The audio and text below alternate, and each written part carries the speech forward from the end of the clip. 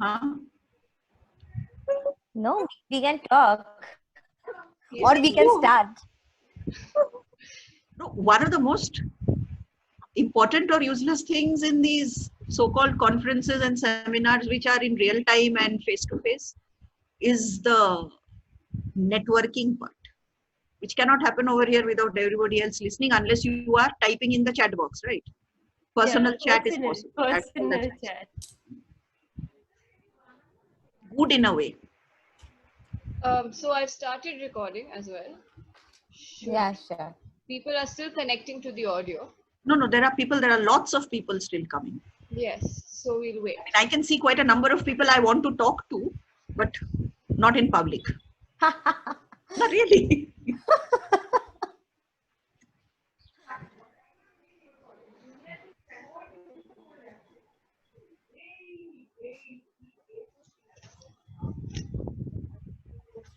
I just can't resist this. Chinmay, can I see you? Her audio and her video are off.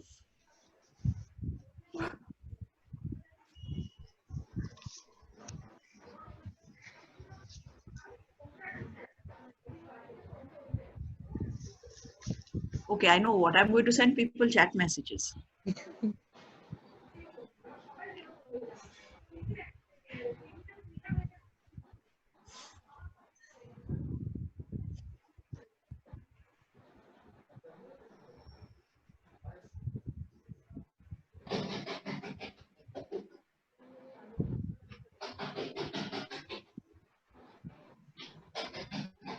So we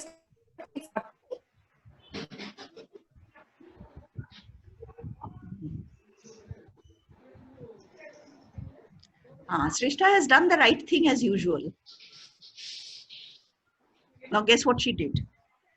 Welcome everyone. Welcome everyone. Yes, exactly.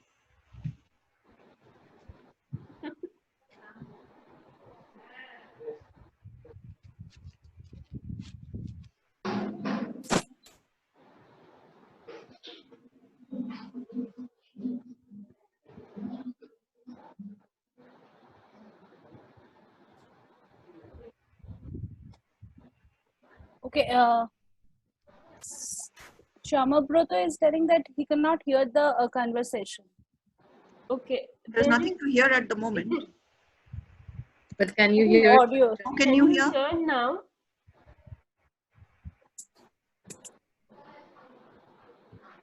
Can you hear? Yeah, we can, but No, we can. I can't hear the No, no. conversation. Let us send him a message. And Shama, what you can do is like on if you're using your phone, then on your top left corner, see if there's a earphone ka icon. Yeah, That's write usually that, the- write that because he cannot hear. No, write that. Oh yeah. Allow device audio to connect is what Apu's saying to him.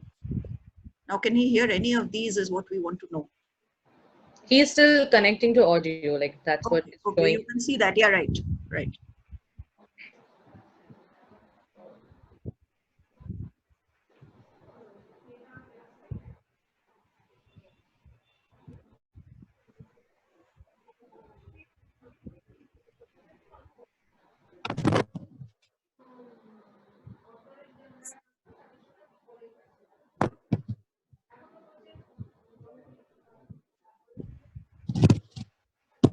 Oh, I found what to do. is it like clapping and raising hands again? no. She wanted to message three, I guess, not to everyone. I just found that. Oh, I just realized that I'm not named, but I can be seen. And you are right. Yeah. No, fine, no problem. You are Not called definitely HP 430. right. Yes, HP 430.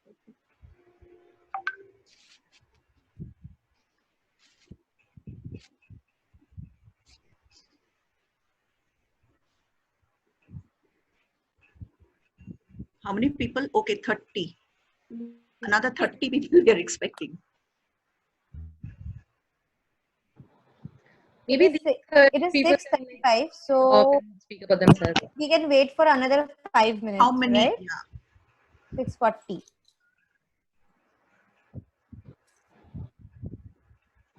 That means we'll be staying in 15 minutes. That should be fine with you. No, there is actually not a cutoff time in that sense. Okay. Okay, Because I mean, fine. people can get. I'm not saying they'll get bored and leave. I shouldn't say that right in the beginning. But the thing is that there is time, in the sense that Okay. the meeting doesn't stop. Like that. I mean, Sure. yeah, Zoom's time is there. In the meantime, people, whoever is here, can like start introducing themselves, maybe. We can start with Chonchari, who is in one corner of my screen. No, can you? So we are starting our introduction. I mean, we won't finish. That's the whole thing, no? Okay, you can go.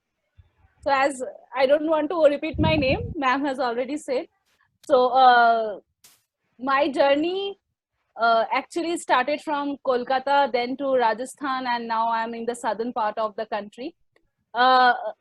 After completing my 5 years journey in Jadavpur University in the Department of Comparative Literature, I decided to bridge the gap between theory and practice, plan and execution, idea and action. Therefore, joined Gandhi Fellowship. Gandhi Fellowship gave me the platform to understand the education system right from the grassroots. I worked in the in a district called Jhunjhunu in Rajasthan. Um, Worked there for 2 years, understanding, learning what education system is and how to bring a holistic change in the education system.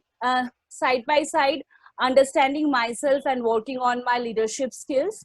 It was during that time I started growing my interest on what's called emotional intelligence, and had also carried on some projects in the prison of Jhunjhunu with the inmates there on their self-awareness, self-management, and self-expression skills. Same with the kids in the juvenile home. Later on, I understood that how much important is it to bring change in the education system, and the element of emotional intelligence side by side IQ is also needed. And for bringing a systematic change, we need a mass of leaders, change catalysts. Therefore, I joined the marketing and recruitment team of Gandhi Fellowship. Right now, I'm in the southern part of the country, looking after this change makers hunting mission of Gandhi Fellows. I go to the colleges and try to hunt the change makers, as Gandhi Fellows are otherwise termed as.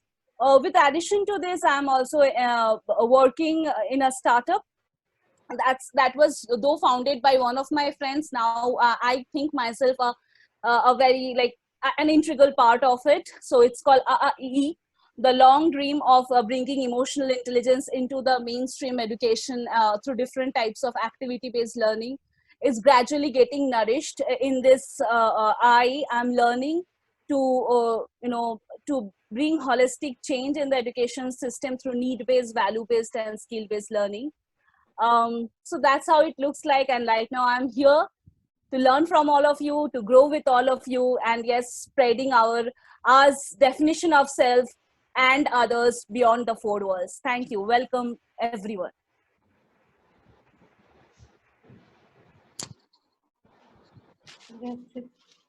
Smita, go.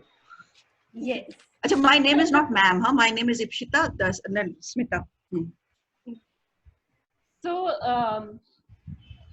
I started working in this sector voluntarily quite some time ago. I think during my undergrads, I would go to Ranchi Todpa, which is a place in Jharkhand, and I used to work with children there. After that, while doing my master's from 2016, I started working on labor rights, women domestic workers. And after I passed out, now I currently, as you may have read the introduction or maybe not, I currently work on gender-based violence. So after passing out from the masters from comparative literature itself, like Shonchari was recruited in Gandhi Fellowship, I went to Pradhan and I was working in Santal Pargana. And Pradhan primarily worked on livelihood livelihoods like SHG, such. It had that sort of a work profile, but a very interesting part of it is that you had to live in the village itself. And when I got talking to the women over time, I saw that certain women who used to come to the SHG, they are not coming. And so there was this one particular woman that I really connected with. She was quite educated. She had actually passed her undergraduation, and she was 30, 32, and she had 7 children. So one day I asked her that, why have you stopped coming to the meetings? Why are you not coming to the meetings? And she was like, my husband doesn't allow me, and Didi, danda khana kisko acha lagta hai? And I think that really broke my heart. So, so as I spoke to more women over time, they begin to trust you, and like I think all the women that I met, they were facing some or the other form of violence. So what happened is that there I started this group of young girls and boys. I started a club with them, and all of these children were coming from homes where they were constantly be in an environment which had interpersonal violence, right? And most of these children coming from these homes were very withdrawn, and they would not really like express themselves, or even their dreams were much smaller. They did not dare to dream as much. At the same time, on the other hand, I had like, this was the time when the Me Too movement in USA was going on. It was 2018, 17, 18. And it made me realize how much something like violence cuts across various, and not just like when you talk about it, like I believe that it cuts across not just in a particular gender, but anybody who is identified as performing that gender. So both men, women, children, they are affected by it either directly or by being in such an environment. So I was very determined to shift my focus towards gender-based violence. I currently work with Shonhita, which works on gender-based violence as a program officer and researcher. And I believe that research or theory and this theoretical understanding, which comes very much from the people that you are working with, can really help you like create policies in a way that can bring change. So this bridging of theory, I mean, people who are interested in theory, there's absolutely like the theory is essential for you to be able to work on your practice, and they go hand in hand. So yeah, thanks.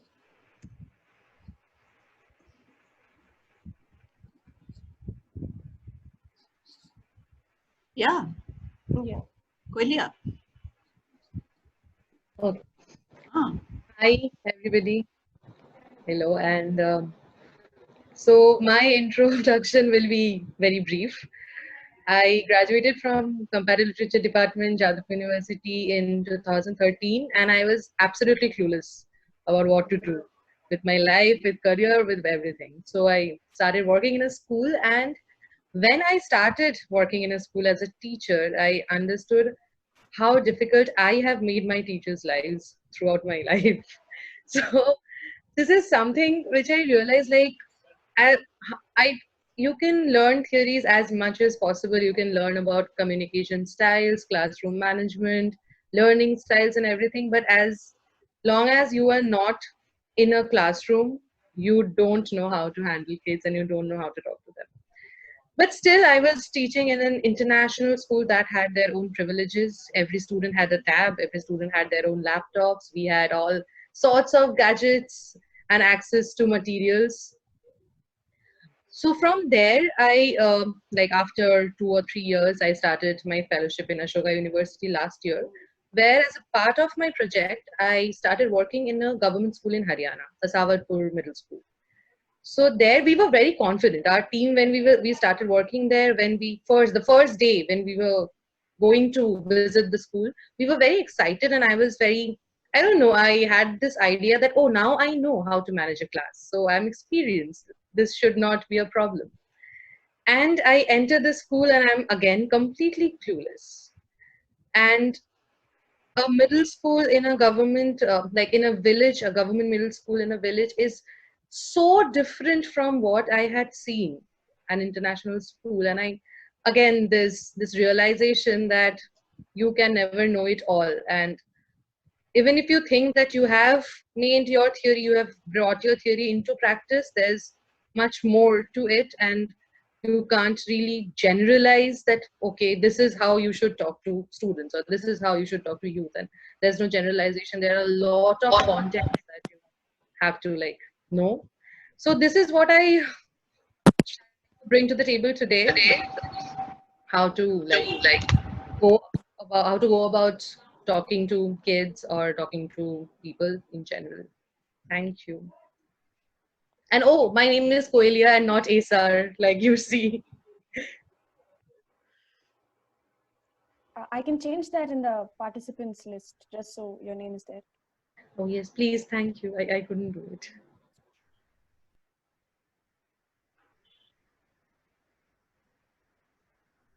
So I was muted and I was speaking. Anyway, so we are all from Jadavpur Comparative Literature Department. So only the batches are different, I guess. So I have been there for 5 years, from 2009 to 14. And I graduated, like I post-graduated in 2014. And between those years, I was in Japan for a year for an exchange program also, like the master's first year I was doing there while I was studying at Jadavpur. Post my post-graduation, I went to do Gandhi Fellowship for 2 years because I was quite confident about working for the development sector and specifically working for equity in education. So I was quite sure that till the time the slum kids who comes to my mother to study, and there are other international students in like international school students who comes to me and they pay differently. My mother takes less fees and then I take more from them. So I did not like that. The things which we were in practice. So I was quite finding for the purpose of bridging this gap and working towards equity in education, and hence I thought Gandhi Fellowship would be a good platform for that. So I did my fellowship in Mumbai and Thane, in the slums of Mumbai and Thane, and we used to stay in term of 2 years. We used to stay for 4 months in village with not a village. Mine was a slum with minimum amount of money, like 100 rupees, 200 rupees, just to and we have to earn our living by doing labor jobs, whatever that community does for their own living. So I have made acrylic cord sticks in factory. I have made bhajia at roadside stalls. I have done millions and like not millions, but couple of labor jobs that has kept me going those 4 months when I was in the community. And there were other in the same time we used to go to government schools, and we used to not directly teach the students, but we used to grow leadership, like enhance leadership in other stakeholders of the education system, like for example in school the teachers, the principals, so they can and worked with public schools, no private schools we worked. Post that I joined this organization as a strategic planner and a thinker to one of the directors, and I worked there for a year. And then currently now I am working at the Center of Excellence for Social and Emotional Learning. So I work for social and emotional learning and such things for all the public education stakeholders and for children. It's not clear. I think it's hanging.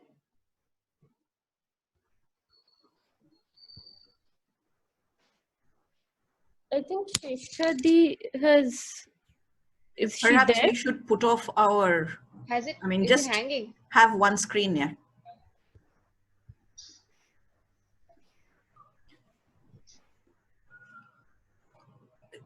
I think we'll all go off. Shrestha, you can continue. Let's see what happens. She's left the call. As soon as she comes back, I'll put her on. I think she got disconnected. Her Yeah, internet is some issue it's in internet. disconnected. It's disconnected. You mean it was right something now. to do with her? Yeah, her internet. Okay.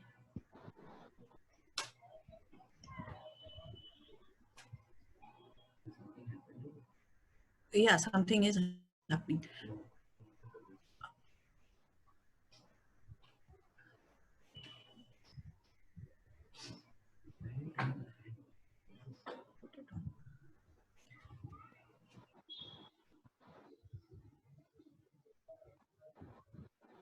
Okay.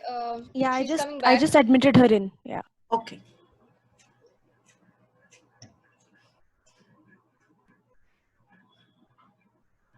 Just one question. Why is my screen showing recording? Oh, everybody's screen is showing. Okay. Everybody's All screen is right. recording. Okay. I disconnected.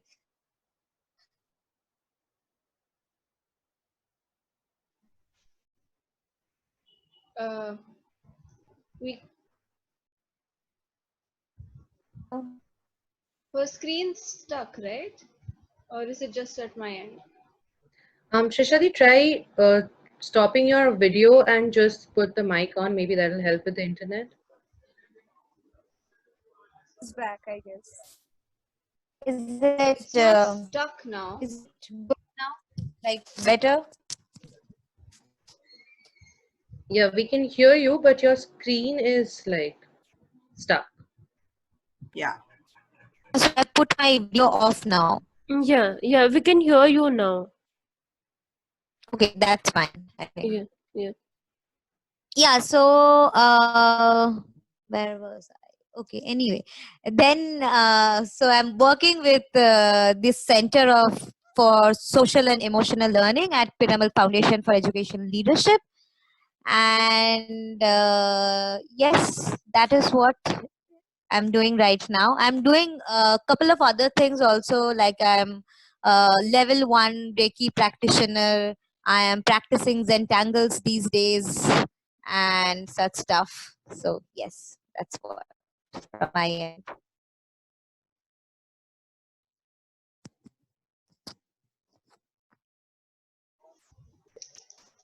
Oh, Is everybody here who are all are supposed to join? we have 48 participants of what we think was supposed to be 69. So, barring 20, we have everyone else. Yeah, so we go into the icebreaker actually. All right. Even though the ice is broken, but all right. Siddhika, sorry. Yes. So, according to what we've planned, Shrishta, do you would like to start? We'll be starting with the icebreaker next. So, over to you. Okay, sure. So I'll share my screen now. And just a minute.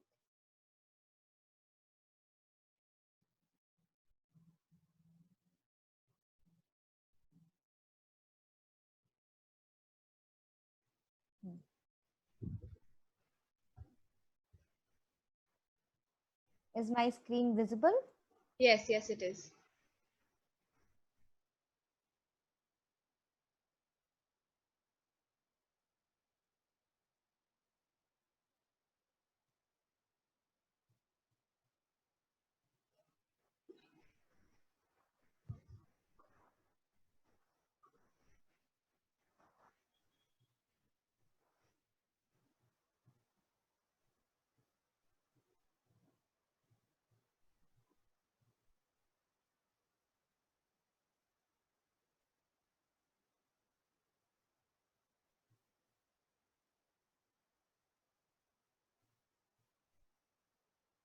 Okay, so can you see the first screen? Let's break ice this summer. Yes, we can see it. Okay, so next is, so we'll start the icebreaker and you have to only give the wrong answers. So what you can do is you have a chat box, because if you unmute and tell at the same time, it will be a lot of noise and we will not be able to hear everyone. So you can give the wrong answers to the questions next in your chat box. And we'll wait for some time, and the moderator can help us just read out the answers. Sure. Can we play? Yeah. Sure.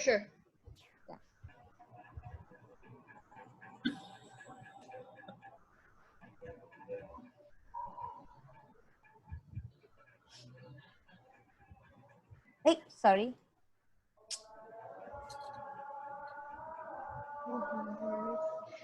So Ritupama, someone said Wuhan virus. Wrong Okay. answers only. Yes. Wrong answers only. Wuhan virus. Okay. Pakora Actually, that's the virus, wrong answer. Yes. Spanish flu. There's flowers. Pyaj pakora virus. It's a nice image, Great. says Subir.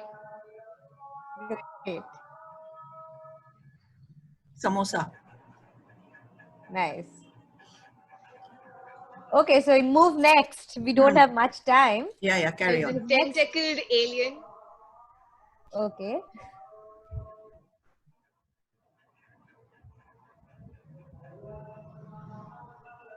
Only wrong answers. Karan Arjun. Both are specs. Best friends. Ah. Brothers. मेले में बिछड़े हुए भाई. Ranjana, best. Okay. Who next? Dean of WhatsApp you for Union your best Professor. Oh, nice. That's an insult. Yeah. Wonderful. But wrong answer. Yeah, only wrong answers. Crushes bro. Intense. Next.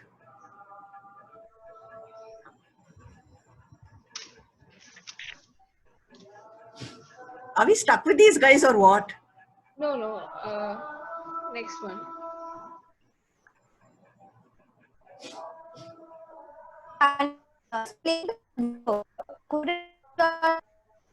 Oh hell, Sreshta's screen again, is it? I think so. It's just like real life. It is real life. What do you mean Okay. it's just like real life? We are stuck with these people, no? Oh, like that. Yeah, that is our real life.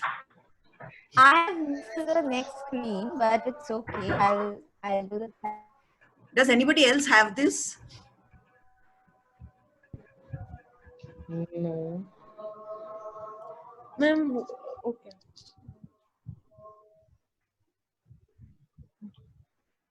I have it somewhere else.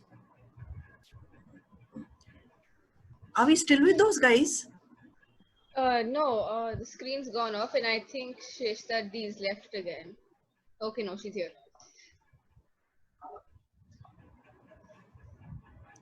Okay.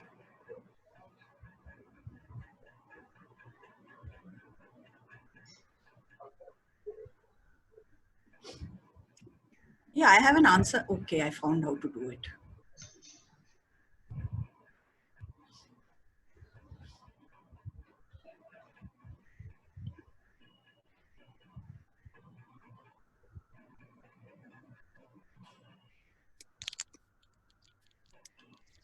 Not much.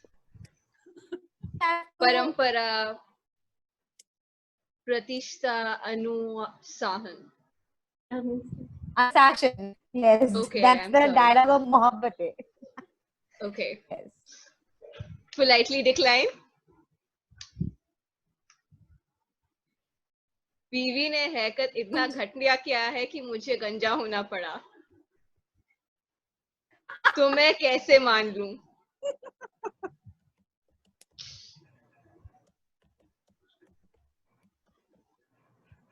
Okay, move next. ये हाथ मुझे दे दे Thakur. So this is guess who. And you have to give the correct answer now. No wrong answers. Fine. Okay.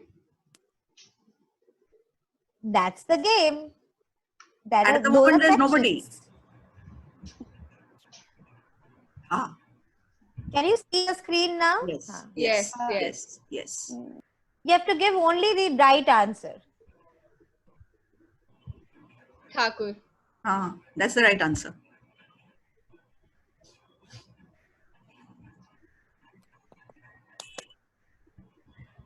Hey, everybody else is too young, yaar. Nobody's seen Sholay. We should. We have, It's man. part we of have. education, but then what to do? We have, man. Okay, next. Who is this guy? Here also right answer or wrong Trump. answer? Ah, Right answer. Right answer. Epstein Yes, plus Harvey Weinstein. it is. Toland.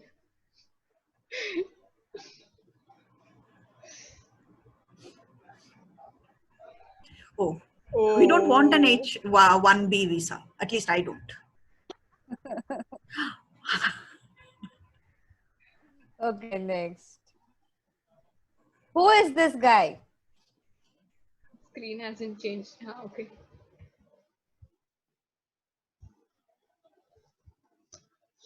Arvind Kejriwal. Really? Are you sure? Muffler man. Akshay Kumar bio in the biopic of Kejriwal. Let's see. Who is this Oh man? boy. Kejriwal I really or like Akshay this. Kumar in the biopic of Kejriwal, the CM. ये तो आम आदमी है. Oh. Okay, next. Yes, we are done. Are you ready for the session? Okay. तुम लोग. Okay.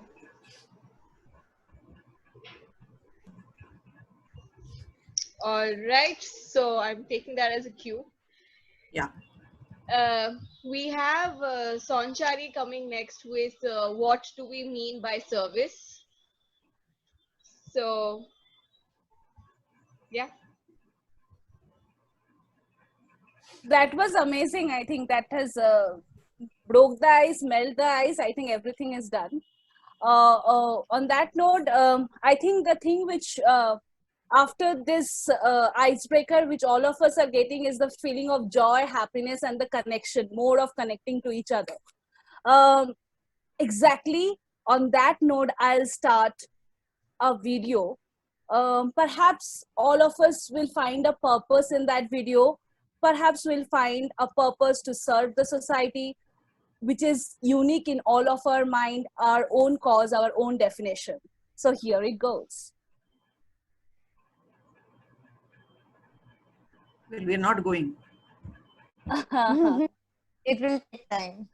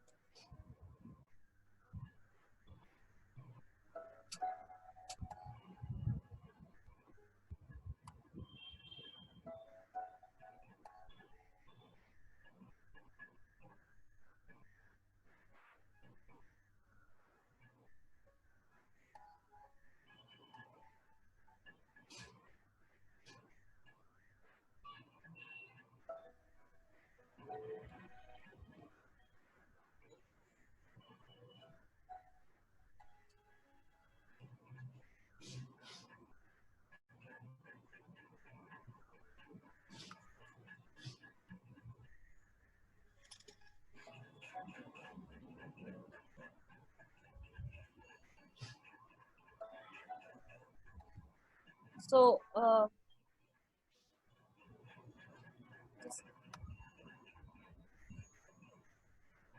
so yeah, that was all. Uh, I'll just take a pause and ask some questions to all of you. What do you think the man tried to do? The man tried to do. Am I audible? Yeah, you're audible. Yes, you're How are audible. people to answer? Can we You have They them? You put up can their write, hands yeah, you can write in the chat or box, write. or you can just unmute yourself and can say that, like whatever you're feeling. Raise your hands and then unmute maybe, so we can make sure not too many people have unmuted at once. Not just give, but enable, right? Anyone else?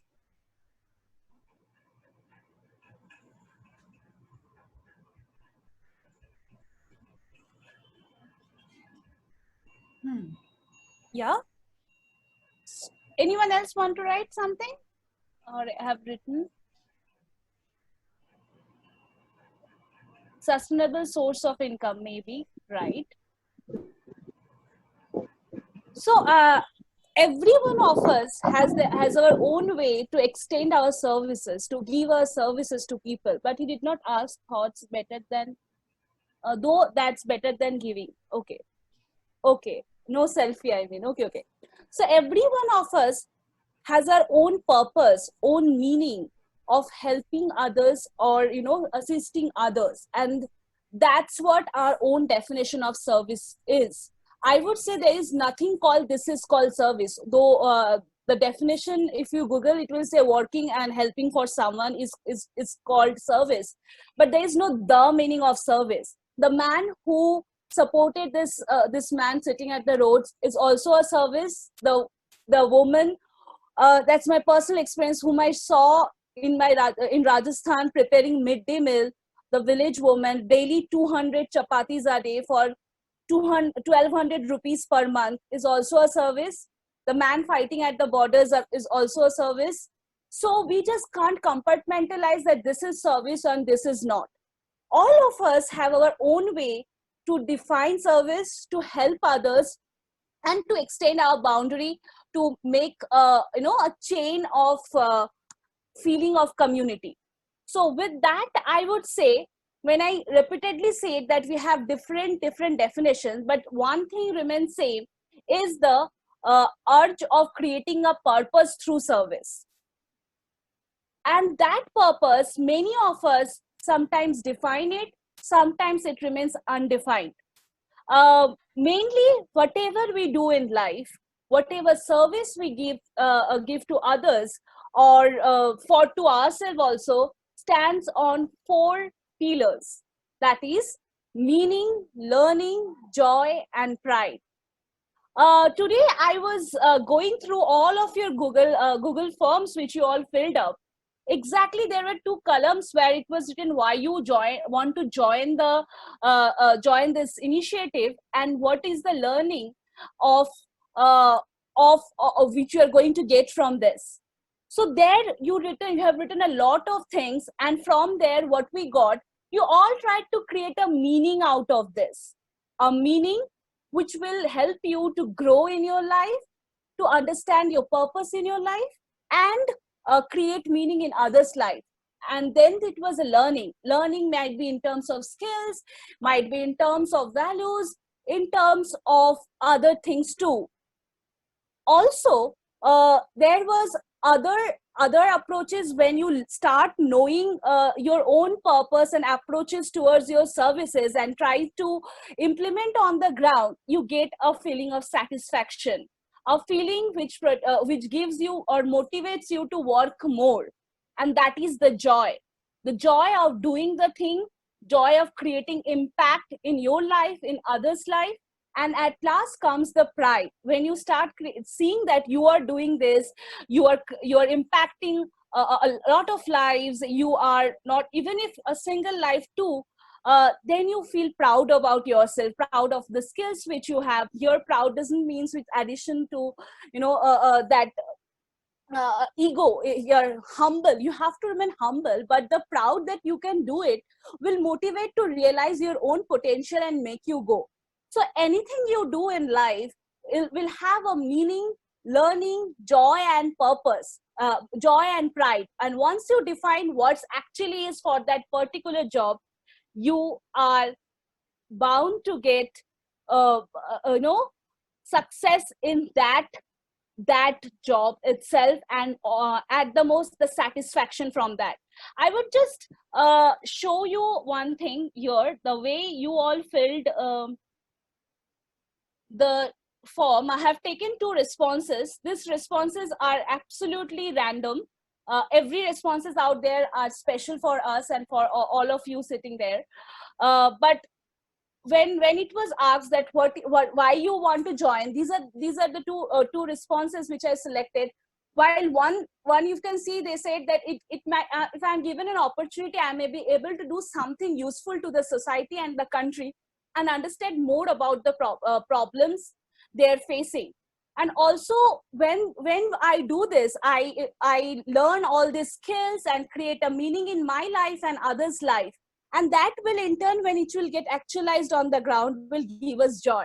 Similarly, the another response where it said that he want a shift towards the social sector, might be this will be a pathway.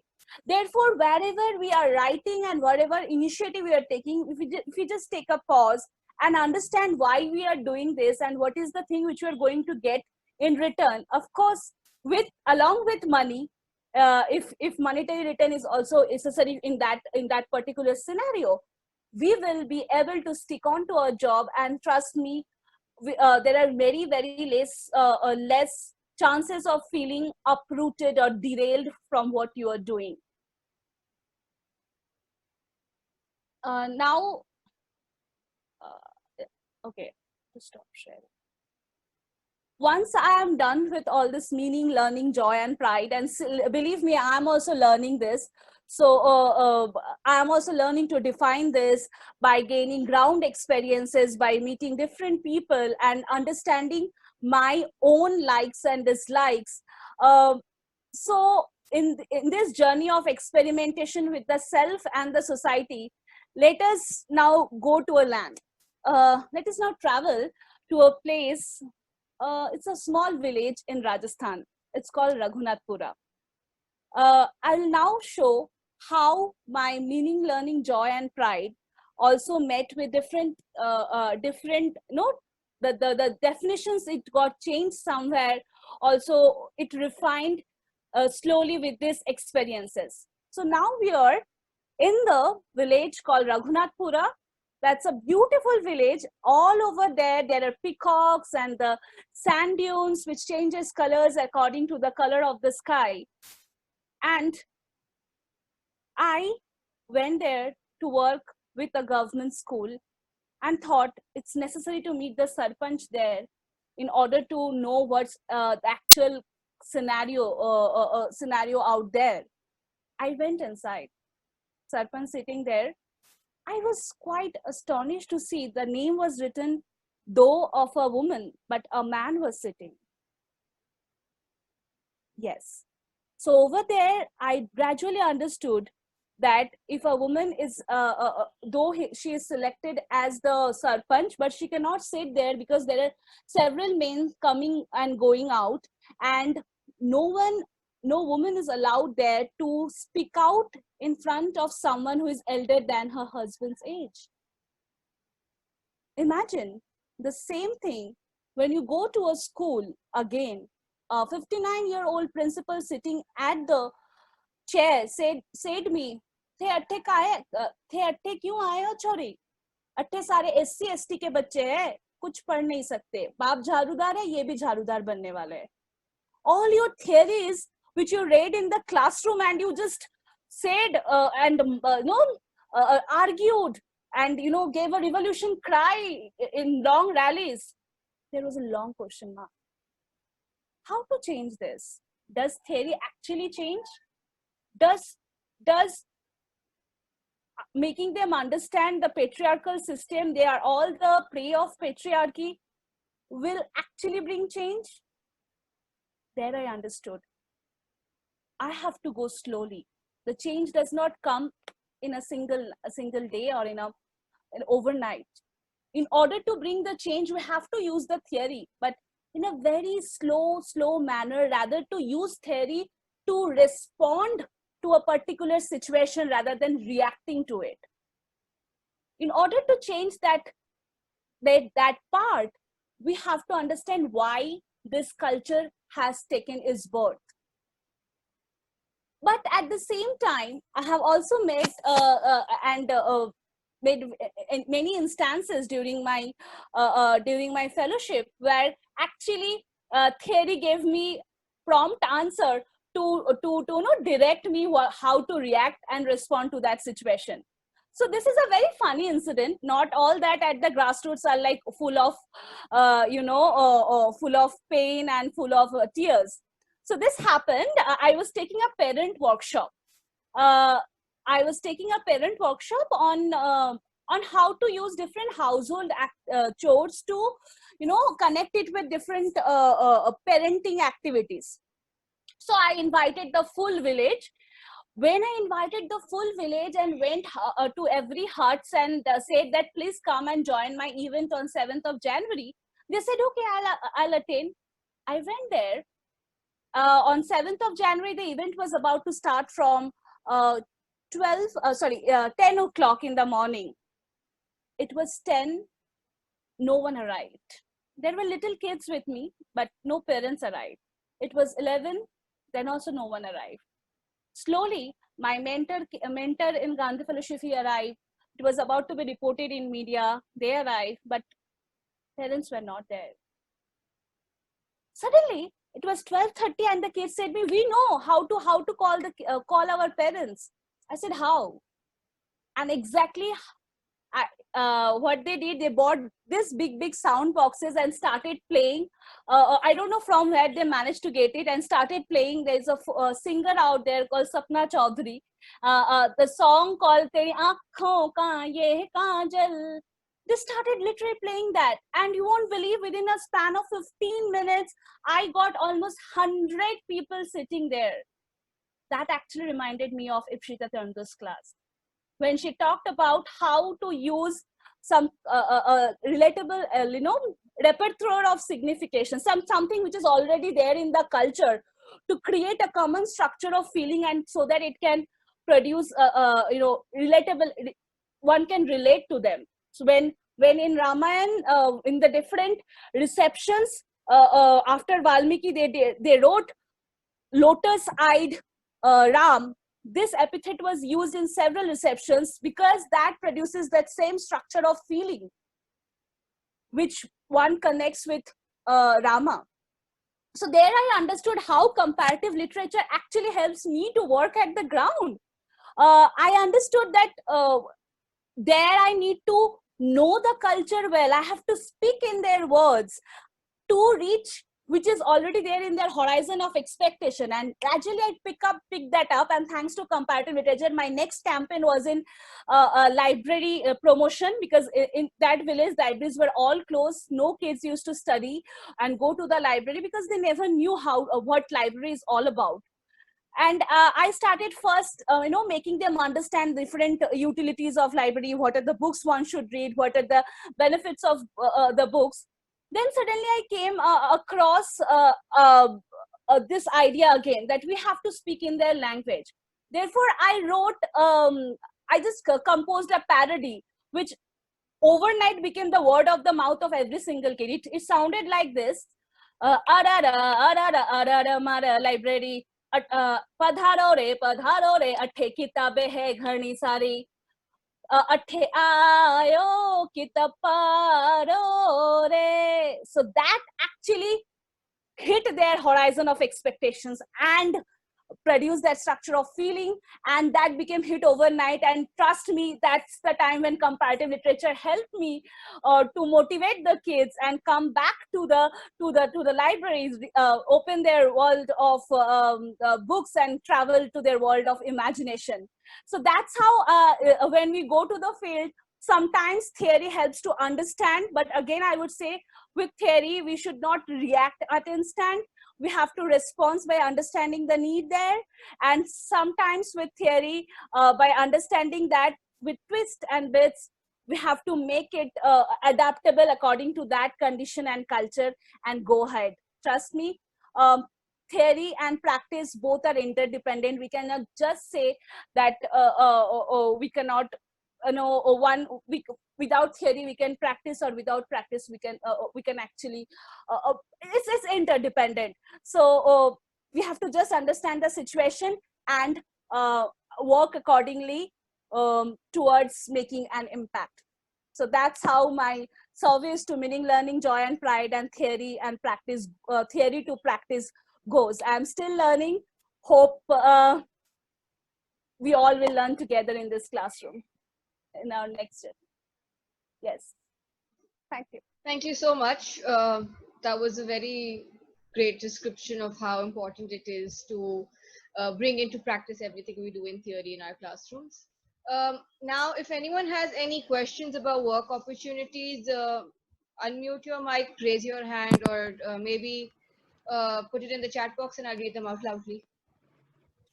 I'll just do one thing before the questions come in the chat box or people unmute them. And so what I'll do is I'll just share my screen and walk through at least the headers that we have been able to consolidate under the work opportunity, if that is fine. And post that, then we can take up questions around work opportunities, and which would also include questions from people who have already identified opportunities apart from the consolidated sheet that we have been able to consolidate and share, so that we can also help them direct in that direction. So questions, any questions are welcome. But before that, I would like to walk you through what we have been able to consolidate in very, like in brief. So I'll just put my screen share on. Could you, can you see my screen right now? Yes, we can. Okay. So if you can see, we have been, we have a list of organizations. The domain says what the organization actually does. The work details are mainly work details which we have got in terms of what the volunteering opportunity is about. So maybe the organization works in some umbrella or a major field, but then for volunteering opportunities and keeping the situation in mind, they have certain opportunities that they have fixed for now, which they are promoting. And then we have what is the outreach of the organization in terms of locations. If it's an all-field opportunity, what is the specific location to volunteer? We have the website and the Facebook page links to the website and the Facebook page. These are the contact person or details of the organization with whom you can connect. In contrary, you can connect also with us. So in-house contact person are divided amongst all the 4 of us who have been able to gather all these organizations. Few organizations we have been able to talk to. Few organizations have been very enthusiastic. For example, Goonj, whom we wrote, and they wrote back with all these opportunities which we have been able to put here. And then we have the work nature, which is remote or on field or both. So you will find a lot of fields are still empty here, because this is a work in progress file, and whatever we could manage, we have been able to put here so that you have some lead to start off with. Another thing, so in terms of organizations and opportunities, we are at different levels. Few organizations, we have been able to see that their website is open for volunteering opportunities, and they have certain, certain forms. If you fill up the form, they'll revert back to you. So a formal way of actually applying. There are certain organizations we have been able to speak to. So those organizations like Goonj and other organizations, so those are the organizations. There are certain organizations whom we have been able to speak to, and they have been enthusiastically told us that they are on the verge of like getting students opportunities readily. For example, I would like to highlight one organization because this organization has specifically requested me to this is a completely remote-based option, and they are looking for opportunities from which is around handling social media, support in developing web, managing partnerships, fundraising, documentary, making video documentaries, and it's a completely remote option, and the company is also given here, whom you can contact directly, and they provide opportunities to you.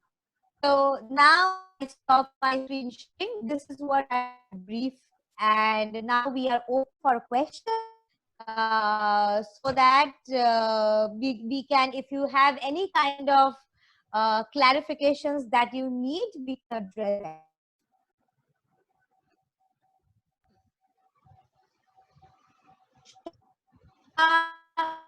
Do you like some I have missed? That wasn't clear. Can you repeat it? I'm just saying, Shonchari, Koelia, Smita, would you like to add something that I might have missed?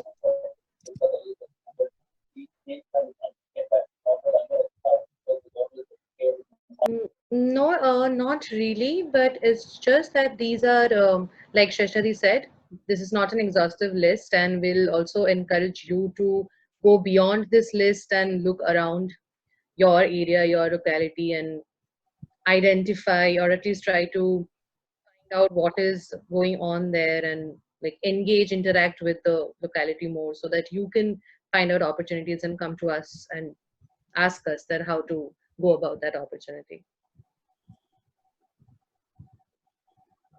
So we are open for questions now. Yeah, and also Yeah, just in case you can't put up your questions here and want to ask us later, you can connect with us individually as well over email. We will share our contact details, email at the end of the session. But right now, if you want to ask something, you can unmute yourself, or you can write your questions in the chat box too. Hi, this is Subir from Pune. Can you hear me? Yes, yes, we can hear you. Yeah, so I'm interested in working I'm actually an engineer. I'm not from comparative literature. So kind of an odd man out here. But I desperately want to work with materials and hardware wherever disaster has struck. And that's what I'm looking for. Currently, I've found two projects to work with. One is Banjara tribe in Pune. There's an NGO working here, as well as some Adivasis who need millet breaking machine or millet dehusking machines, because nutrition is because for adequate nutrition, one needs to have more millets in the dietary system. And so, but these millets are hard to dehusk in a smaller scale. So there's some issues with the whole chain from millet production to millet consumption. So I'm working with these two social projects.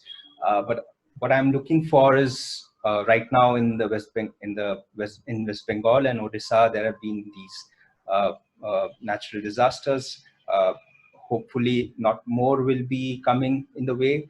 But anyways, I would like those kind of contacts where on ground construction is required, on ground building materials are required.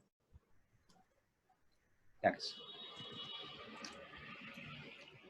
If you have any NGOs who need something to be constructed on ground, I'm an okay engineer, so I can build stuff. Thank you so much for connecting with organizations in your own localities and bringing it to us. That brings me to everyone. Please feel free to add whatever organizations you come across in this sheet, because it's all ours here. Shubir, I would like to tell you one thing. Goonj, the organization, actually helps to build a lot of, like, if there are no roads, they helps to build road. If there are no wells, they help to build wells. Yeah. And that too in a very sort of system. Like Goonj is the material of sustenance and of dignity, and the villagers give the labor to build the well. Goonj doesn't build the well themselves. Right. They just give their expertise, their ideas. So you can definitely connect with Goonj, but right now they are restricting from working on field. They are saying because of this COVID situation, but they always need volunteers. Keep in touch with them with the email ID, and on their website also there is email ID, and let them know your interest. And I'm sure after this crisis, they'll be able to connect with you, and they'll have a lot of connections and commonalities of work that you are interested in. So I think that would help you a lot. Thanks a lot, Shrista. That's Also, nice. Pradhan is like currently they are not working on this due to COVID. They are currently supporting the government in helping resources to get to these communities in rural India. But they work, because they work on agriculture. They are constantly trying to create low cost agricultural equipments. Then they have had a huge project with the government in West Bengal on water harvesting. So I think, and because it's pan India, though they're not in Maharashtra, but they're largely present in most parts of India, you can actually contact them, or like I can say, I can try to connect you with them, and they do really, and they always need engineers, by the way. So they really prefer engineers, so that will be a good place to go to. Thanks, me. Anyone else with questions? You can put in the chat box or raise your hand maybe.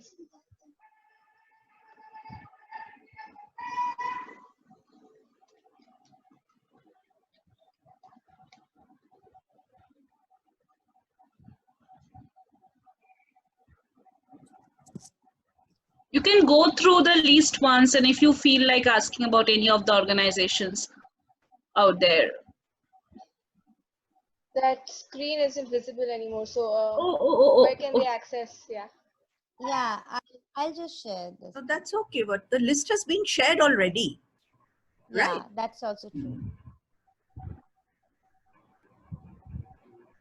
So do you want to scroll it through or something, or do you want to continue? I think if there are no specific questions, because questions will be... Therefore, my response. There's... It's on the mail. Can you just put your question out here? Because... Oh, okay. No, it's the... Okay, What he means okay. is the list is in the mail, not the question. Okay, Yeah. no problem. So I'll share this again.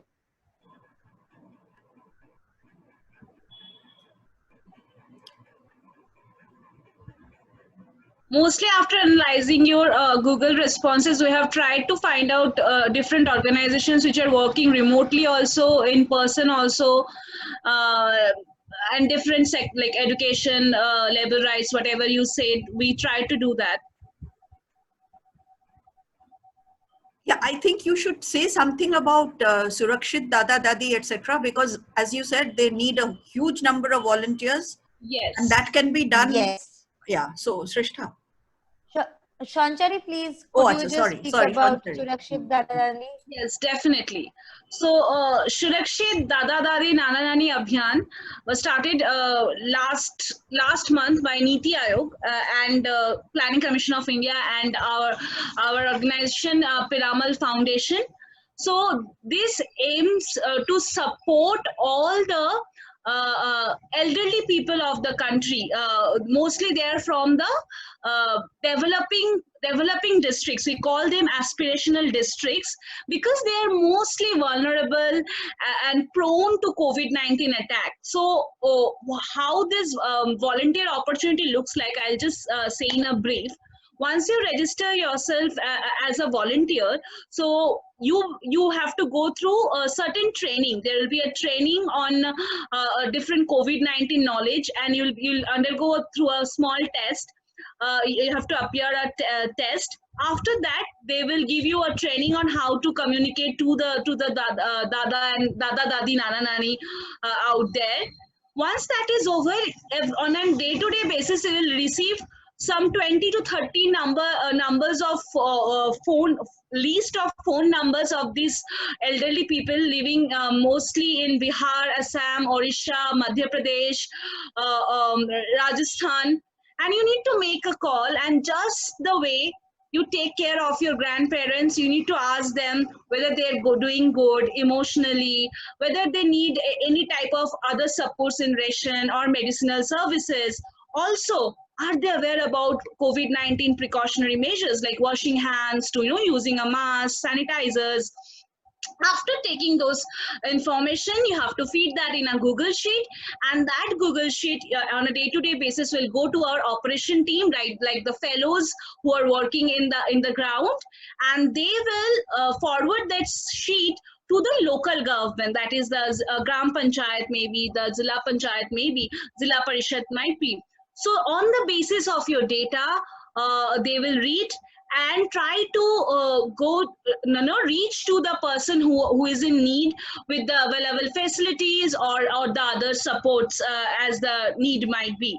So that's what happened in Assam. I'll share a small story where in Assam a girl called someone. It was during the Rosa time and they did not have ration. They don't have a ration card also, and she made it possible, linked it to the local government, and then she started receiving the food in that house. So might be it is a small phone call from our side, but for someone it can bring food to their house or the medicines. So that's how it looks like, and that's, I think, the ultimate joy which you are going to create, and the meaning in your life, and you learn the communication skill. On the other hand, once this ends, you will also receive a certificate by Piramal Foundation, and obviously it's a central government project, so you can understand it's going to add a lot of value to your CV, and that's how it looks like.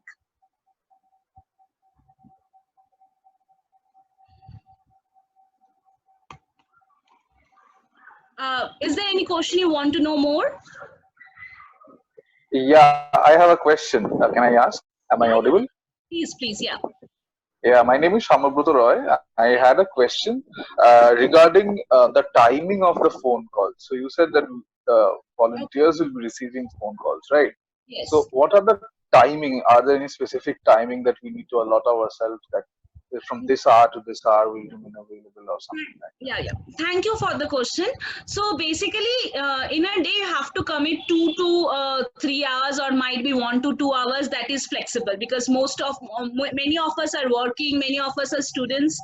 So that is flexible according to your convenience. That once the operation, you start getting touch with the operation team, they will talk to you, and you can present this concern that I have this much time where I invest for my work or study. The rest of the time I can use for this. So daily 2 to 3 hours, or sometimes 1 to 2 hours is needed for this. Yeah, and also a follow up to this is, will there be any linguistic issues like language problems where people are calling from, and if I can communicate with them? Okay. And generally now, right now, wherever we are working are mostly, they speak Hindi. Dialects may be different, but they speak Hindi. So if you know a bit of Hindi, that works. But we are slowly expanding and moving to other states. But right now, little bit of knowledge of Hindi will do. All right, thank you very much. Thank you. Are there any other questions? Anyone else? Hey, I have a question, not a question, just a suggestion. Can you hear me? Yeah, yeah. Yes, we can hear you. Okay. If you could make just the compilation of NGOs is fantastic. If you could also make a compilation of what people can, like people have skills in, like someone can write, someone can do photography, someone can build, someone can. So if that could also help, I don't know if, and you could pass it along to NGOs.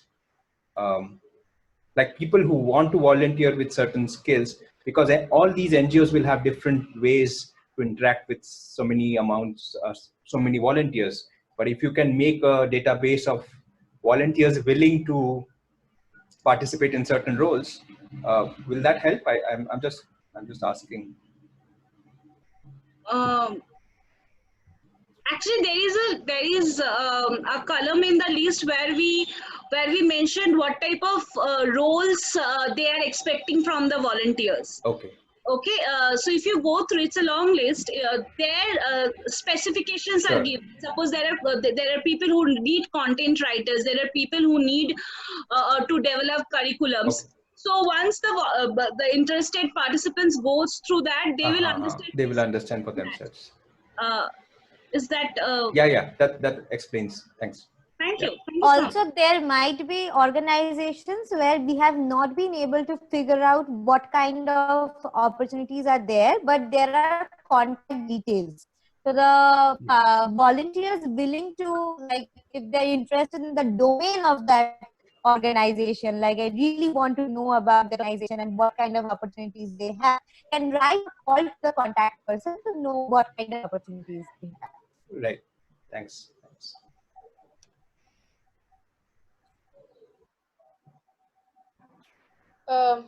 Anyone else with any questions, or should we move forward? I will assume that there's no more question. So next planned we have Sanchari, who will be talking about need-based, value-based, and skill-based education. So over to you. Okay, I had been talking and talking. Sorry. Okay, so basically the basic idea for this segment was to make you all acquainted with the different projects on which we are working. Might be some of you here interested in taking your own initiatives, or something a burning idea or passion is there on which you want to work. So we will be sharing on which currently we are working. And why I chose need-based, value-based, and skill-based learning was also because right now, as I said, I'm working with a startup. I would say it's just a baby. It's crawling. It's just at a crawling stage, not even started working. It's in Bangalore. It's called AAE. We work on need-based, value-based, and skill-based learning. And I will present before all of you. So when I was going through your Google Forms, basically, there I found many of you out there wanted to work in the education system. So I will try to show what are the things there in a education system, like who are the stakeholders. Most of us only think in order to in order to bring change in the education system, we have to work on teachers and students, but there are other people, other stakeholders too, to whom we have to target in order to bring a holistic change. So I'll start from here. I'll start with a small data, and here it goes. Is it visible to everyone? Yes, it's visible. Okay. So it says over half of Indian students will not have skills for 21st century jobs. That's what UNICEF had warned us back in 2019. It was a report on in the November month. So it says that almost 53% will leave secondary school without getting skills needed for a decent job. So that's what the report says. Now this was a pre-COVID scenario. Already we had so many difficulties when all the educationists were thinking how to make our students ready for 21st century job market, or the 21st century life, where it's so much fast changing with the intervention of artificial intelligence. So it's changing so rapidly. We need to bring a lot of change in our age-old education system. All the educationists, psychologists were busy in doing that, and suddenly the storm of COVID-19 came, and which was again a great indication for all of us to make us understand education is the urgent need of the hour to change the education system. More so I felt when I met a girl called Rosaline. She's very dear to me. Right now I call her my sister. Might be people like Rosaline is living beside, like in your neighbor, or in your locality. So she called me once and said that we got an assignment from our university, and there it says that we have to write a long analysis of some monologue and what the Hammershia. She is an engineer, and this drama is her elective subject. So she said, please help me out. I don't know what monologue is. I don't know what Hammershia is. These are actually something which more of a literature student is acquainted. And the teacher said, within 2 days, I have to submit my assignment. I said, you are not taught? Then she said, how will I get to know what teacher taught? Because I don't have a data pack. I live in a slum, and my mother works in a factory. She earns 3,000 per month, and that helps us to run our house. Data, filling a data pack is a long dream for all of us. I was stunned. I was stunned again when I started to say, okay, let us fill the question answers tonight. And then she said, no, my brother sleeps beside me. I cannot talk because I have only one room. And then she started crying suddenly, remembering her dead brother who died. She had three brothers. One of her brother died back in last December. She started crying profusely. I understood. Stop here. This is not the need of the hour. The need of the hour, if this education system, what now in the corona era they're doing is just reacting rather than responding.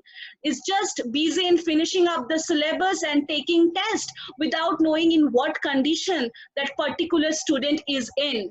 We all have different level of needs, and unless we understand what the need of individual teachers, individual students are, will just run in a rat race.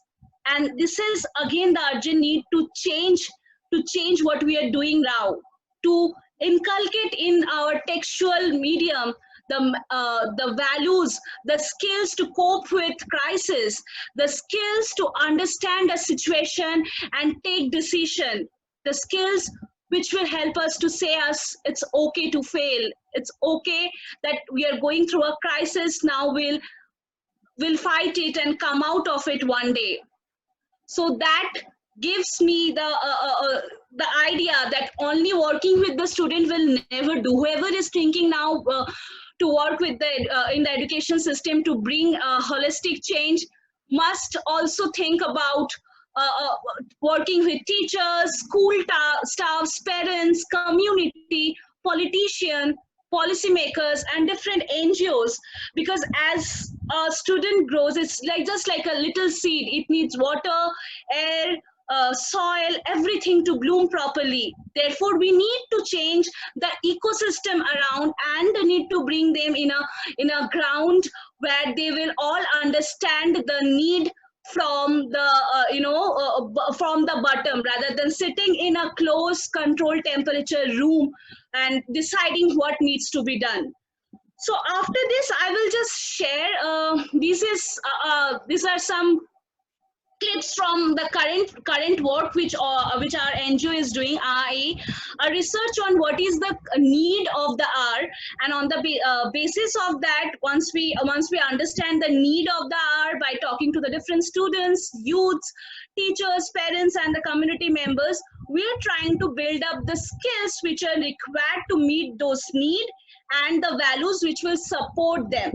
So again, I would say the need of the hour is not taking test, or getting certificates, or a report card. The need of the hour, where we say youth, I'm working with a lot of youth nowadays, and I'm finding the people who are going to get graduate, they are thinking that after this there is no job opportunities, because there is a certain downfall in the graph of job opportunities. So we have to, now education system also have to make the students prepare with certain job skills, which is the demand of the market, and generate new job opportunities. If you come to the psychological level, the students are much dealing with anxiety. There are people who are afraid. The little kid I had talked to, they said, Didi, we are very happy at home. Some of them have said, I'm afraid once the school opens, then again we have to go back to the textbooks, teachers shoutings, examinations. So we have to work on their fear. We have to make them adapt with the new normal, rather than imparting and bombarding on them what Mughals did once upon a time, or how many wives does Pandavas have. The need of the hour is to make them enabled to deal with this crisis. The youth again is suffering from purposelessness. Some youth are uncertainty. So there is so much uncertainty. Previously we used to do our career graph like this. This we have to do in 5 years, 6 years. Now it has all gone. Now we have to make them understand how to deal with uncertainties and make plannings. Teachers are many of the teachers, I saw many Facebook posts where they said once we start doing online teaching, the parents are coming in and poking in and saying that you don't know how to pronounce, how to teach kids. So again, this is the need of the hour for a teacher. Teachers emotion also, how to deal with this frustration. Suddenly the personal space became the workspace, so they have to understand how the need is how to balance between the two, and also adapt to this new environment. Then also in the parents, many of the parents have lost their job, many of them has lost their family members, so there is a constant fear, if I send my kid again back to the school, what will happen? In fact, in Denmark, there is a the parents, like almost 40,000 parents opened a group in Facebook, naming it as, if I'm not wrong, my kid is not going to be the guinea pig. They're afraid to send their kid back to the school, fearing that they will get affected by corona. So that fear, we have to work on that fear. For also, we have to work on the different depressions which they are going through. There are many, indoor fights. There are a lot of violence which are happening in the house. So all this we need to work on. This is the need before actually, jumping into the textual syllabus, because that's very important for a child's holistic development. When I talk about social, I would always mention that we have been always mentioning that social distance. No, it's not a social distance. It's just a physical distance. We have to sow the seed in the mind of the people. Listen, this is not a social distance. You are not going apart from each other. You can be emotionally connected, and let us make this place more peaceful and full of harmony. The next two would be on skills. As I said, there was need, and on the basis of need, we need certain skills to meet those needs. So 5, 6, 7, 8, 9, 10 students, their own psychological requirement is different. So in order to fight with anxiety, fight with depression, or fight with uncertainty, we need to develop in them the skills of self-management. We need to develop in them the skills of stress management. In youth, we have to make them understand on self-awareness that okay, if you're going to choose a particular career path, how well you are going to work on that, how to build on the skills to reach that career path and make yourself enable enough to choose that job.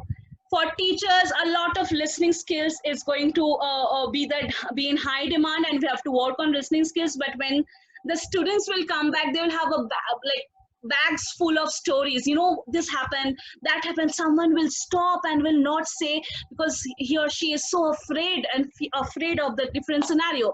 Parents needs empathy and self-management, of course financial management. There is a lot of financial management we have to teach to the parents, and you know, all have to make out, because this is the time when savings might be a cut in the income, but how to use the savings, that they have to learn. Values, these are the different values which we have I have mentioned. I think I have just few seconds left.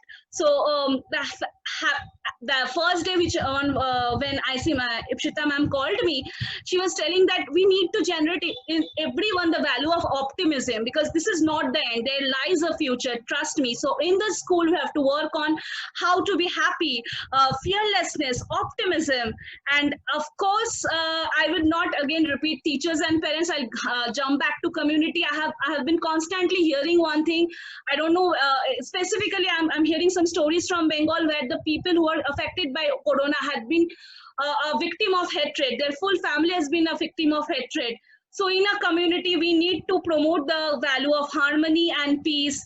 And that is the way when all of us come and join our hands together by maintaining the physical distance, like emotionally when we connect, then only we can make the society for which we have been longing so far. And I think corona in a way has given us that double boost to, okay, this is the hour, nikal paro re bandhu, nikal paro re, नामुमकिन भी मुमकिन होवे तो करके देखो रे. चलिए निकल पड़ते हैं इस जर्नी की ओर. हमारे बाद है Shrestha Dee will explain, I think, more deeply what are these values and everything is. I think all of us have taken the first step. Let us move ahead. Thank you. Thank you. Oh, are you So, there was a question for you here. I'll just. So Shubir asked, are digital technologies not in this need list? Okay, I'll just share. I have not read it out, but it was there. Oh, sorry. Okay, I'll just. It was there in the need. Technical skills and digital skills, I wrote somewhere.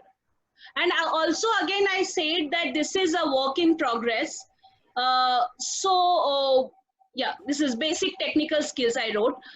This is a work in progress. This is not the ultimate thing. Therefore, you all are welcome to give valuable inputs. I'm ready to take those inputs. Our research team is still working. And as I said, we need each other's support to work forward. This is a work in progress. Thanks, Sanjay. Welcome. Okay, so if you have any other question, just put it in the chat. We'll be taking all the questions at the end or maybe after each session, however it is convenient. So as Shanchari said, I think Shanchari gave a very nice overview of what I'll be delving into right now in depth. So I'll just share my screen and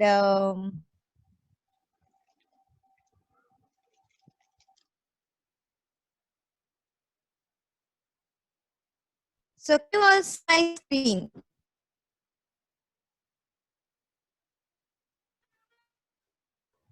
Is my screen visible? Yes, your screen is yes, but your voice is breaking. That's internet issue. So I just, my voice audible now, like better? Yes, this is better. Okay. So I think there's a problem with the earphone. So as Shanchari was talking about the need, the skill and the value that is much relevant in today's time.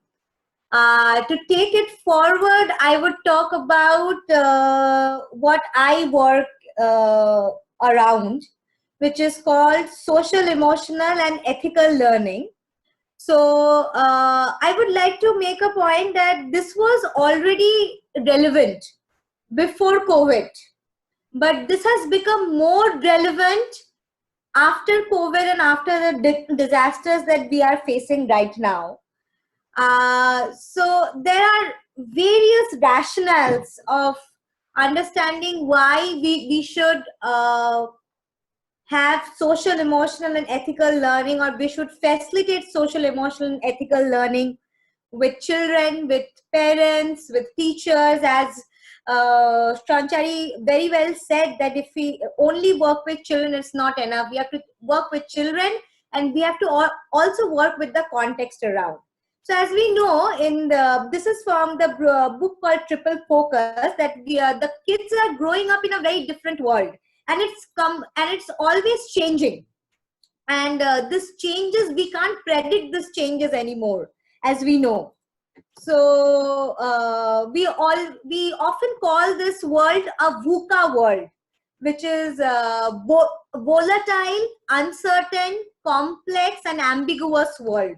So this world, which is in today's world, is known as a VUCA world, VUCA.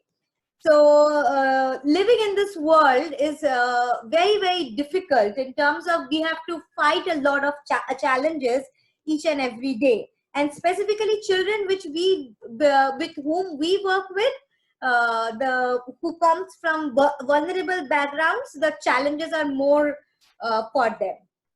Next is, these are some of the challenges that India has been facing before COVID, like right from a lot of time, which is mental health issues, suicide cases, substance abuse cases, and violence.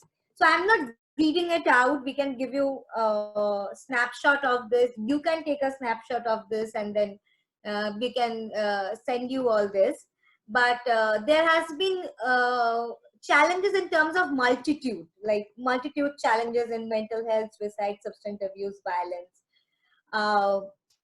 And we all know that there has been so many global challenges in terms of religion, in terms of polarizing of ideologies, in terms of the widening gap between economics, like, and in terms of equity also. And why social, emotional, ethical learning is much, much, much more relevant in terms of crisis.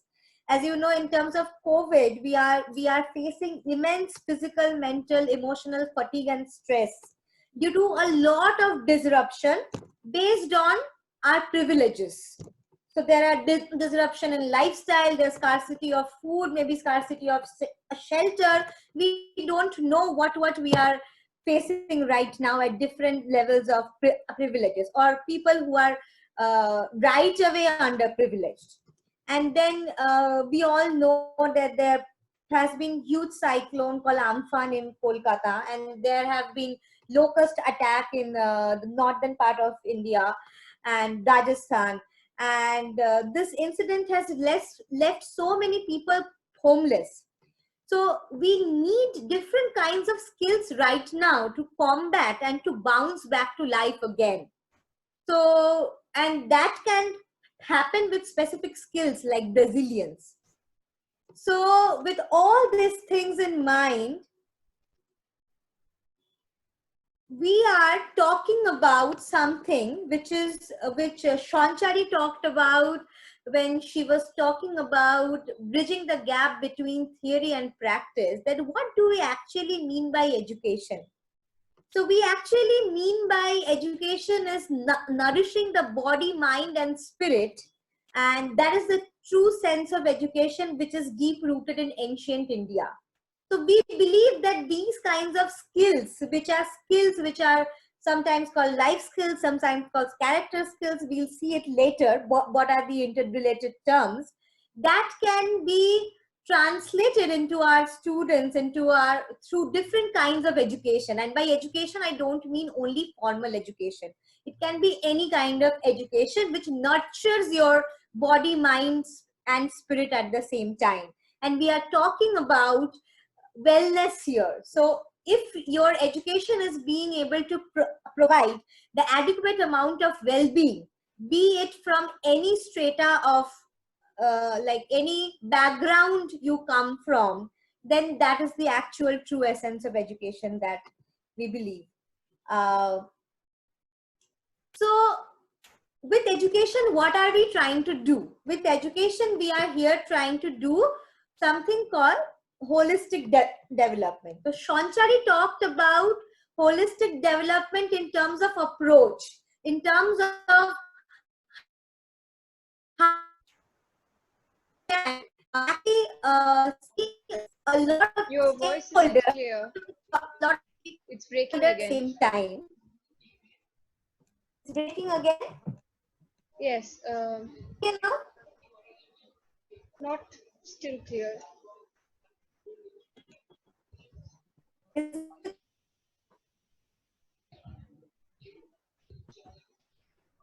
It's anyone okay? else? Now I could hear you. Okay. Okay.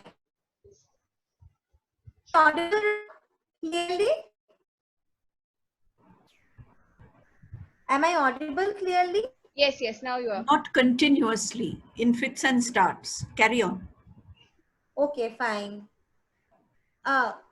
So when we are talking about holistic development, we are talking about right from your physical well-being to your emotional well-being to your social well-being to academic excellence, and at the end, if you have got all these things, then you become a responsible citizen of this country. So if I can nourish all your body, mind, and spirit, and give you the inputs of, provide you with the inputs of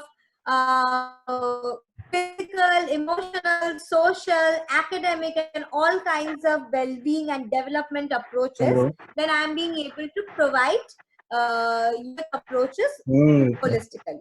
Here comes the role of C learning, which we call as social, emotional, and ethical learning. And what does it talk about? We will see, and how did it evolve? So basically, Daniel Goleman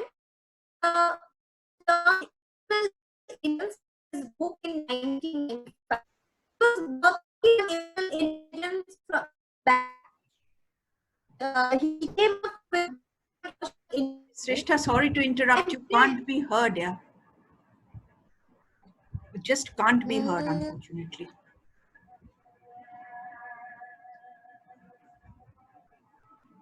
Maybe if you turn off screen sharing for a bit. I'm trying that. But then can you speak out? Am I audible now? Yes, now you are. Okay, fine. If you again face a problem, I'll stop my screen sharing then. All right, we'll tell you. So how did we come to C learning? So we came to C learning from the framework of emotional intelligence, or EI. We all know there is one thing called IQ, and there is another thing called EQ. So the intelligence quotient and the emotional quotient. So emotional quotient is equal to emotional intelligence. And then there's an organization called KCell who that The voice is breaking again. Okay. No. No. So it's No. No. No.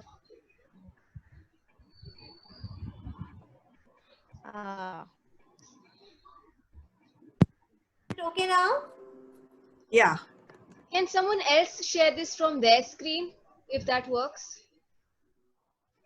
Shonchari, is that possible? The screen share is okay. It's got to do with the audio quality. All right.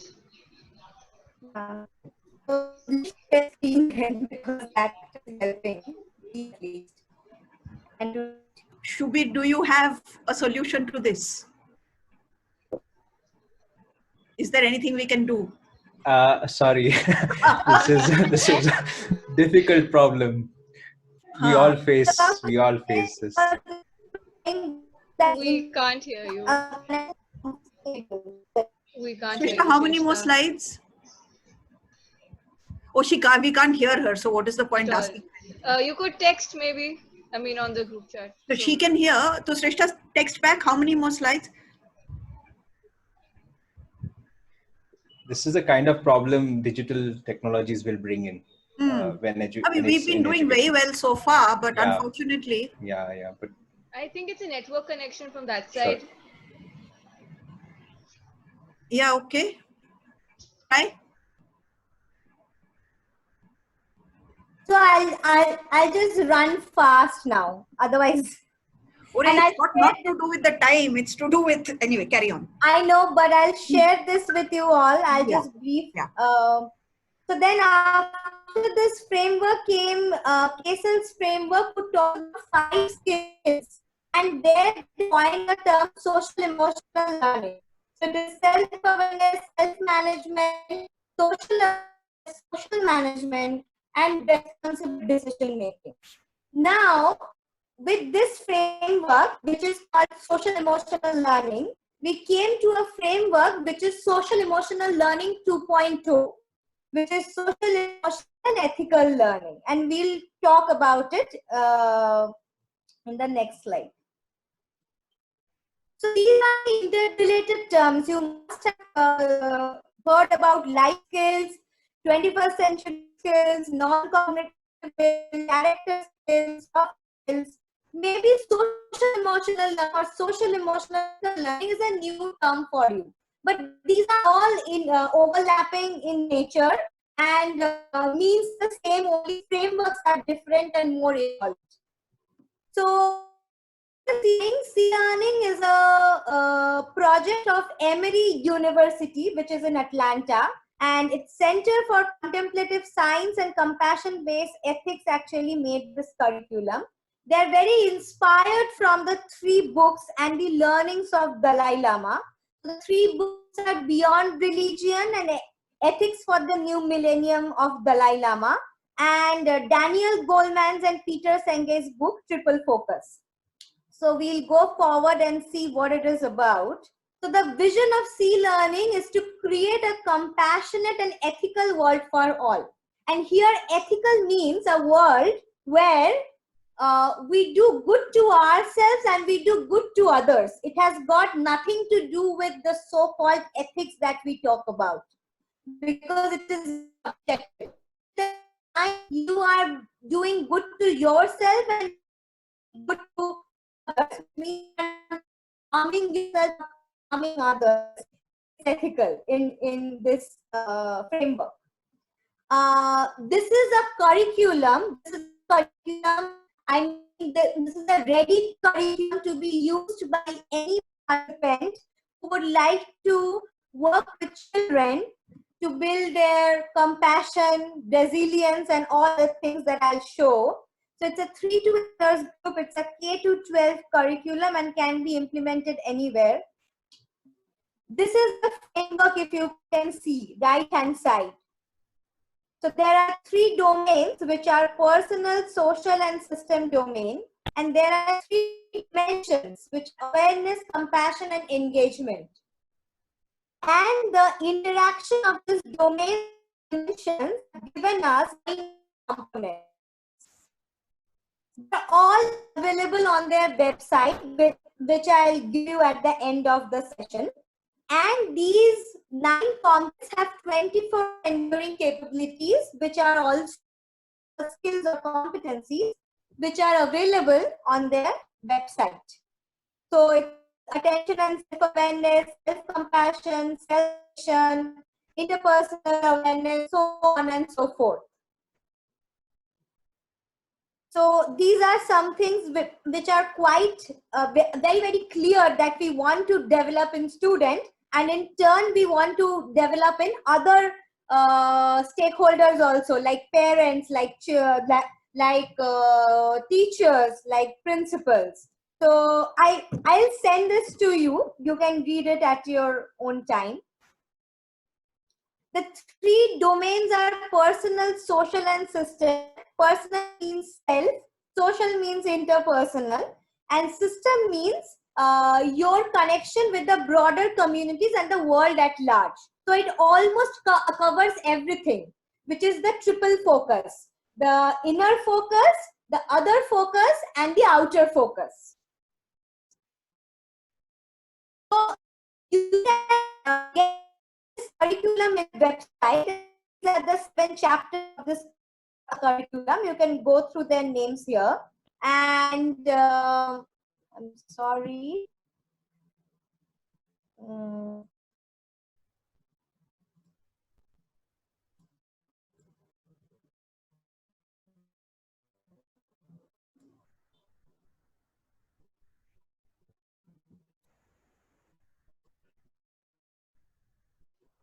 Yeah.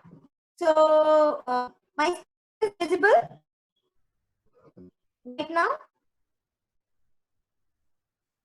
Yeah, now it's visible.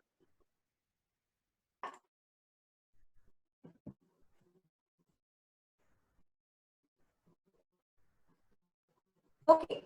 So there are basic curriculums like a middle curriculum, a late and elementary, and an early elementary. There are chapters, there are learning experience, there are activities, and then activities are also divided into different kinds of presentations, insight activity, reflective activities, and so on and so forth. The most interesting thing here is the pedagogical model of this curriculum. All the lessons are actually moving forward from receiving knowledge to gaining critical insight to embodied understanding, which means you are provided with a knowledge, you gain your own personal experience and critical insights, which we call aha moments. Like you just gain a bulb in your mind, like, oh, it is this kind of thing. And then after you have gained your critical insights, then you actually internalize those insights, which is called the embodied understanding. So every learning experience has this kind of pedagogical model for complete internalization of the 9 components and of the 24 enduring capabilities of skills that this curriculum focuses on. And it is very, very engaging. There are engaging exercises, there are art-based activities, there are indoor games, there are reflective practices, storytelling, and so on and so forth.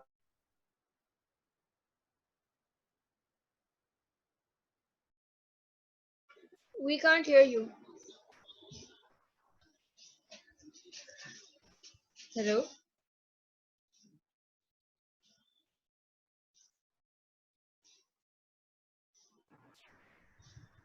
Yeah, we can't hear you. But probably she's not saying anything at the moment. I think she got disconnected. No, she's there. She She's got there disconnected. I can see her in the participants, so she's still there.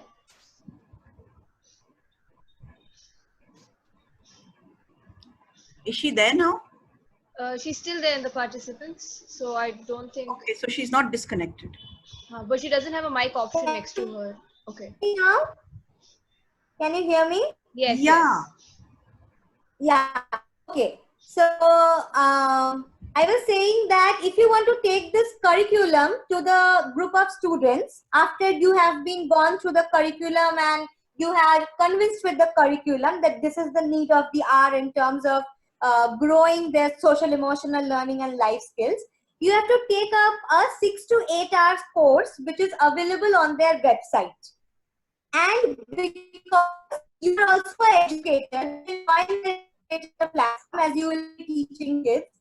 And then after you have completed the course, you get access to the entire curriculum. Right now, you will have only access to an abridged form of the curriculum. These are 2 sources which is a source of KSL, and clearning.emory.edu, which has all the important resources, right from the companion to the curriculum to all the learning resources, the activities. It's very, very, you come the course, go to material and take it to the children you would like to work with. You can also work with parents, but primarily this curriculum is for teachers to be transacted, or educators or any facilitator to be transacted to students or children. So if you are working in any slum, if you are working with a group of students, you can very well start each learning experience and each chapter right now. So yeah, that is what I have to share right now. And the next presentation is by Smita. And Smita would be sharing the work that she has been doing so far. So, can everybody hear me? Okay, carry on. Yeah, so I just spoke to ma'am. I think Coelia should go now because we have had a heavy session and my session is also quite heavy. So let's start with Coelia and then I will pick up from there. There was a question. Should I put that question up to you before you start, or will you address it as you're talking? Yeah, go with the question. Yeah. Go with the question. Which Shanchar is trying to answer, Koilya will also answer. All right. So Chinmay put this question up. Besides access to digital tools, another issue with online learning, as Sanchari pointed out, is the interference of parents in the lesson. Sometimes students discuss ideas in class, which due to various prejudices, if discussed in the home, may expose them to harm from their families. What are the ways in which we can help with this? In your experience, how does one approach parents or ensure the protection of students in such cases? So if you could start with addressing that, it'd be great.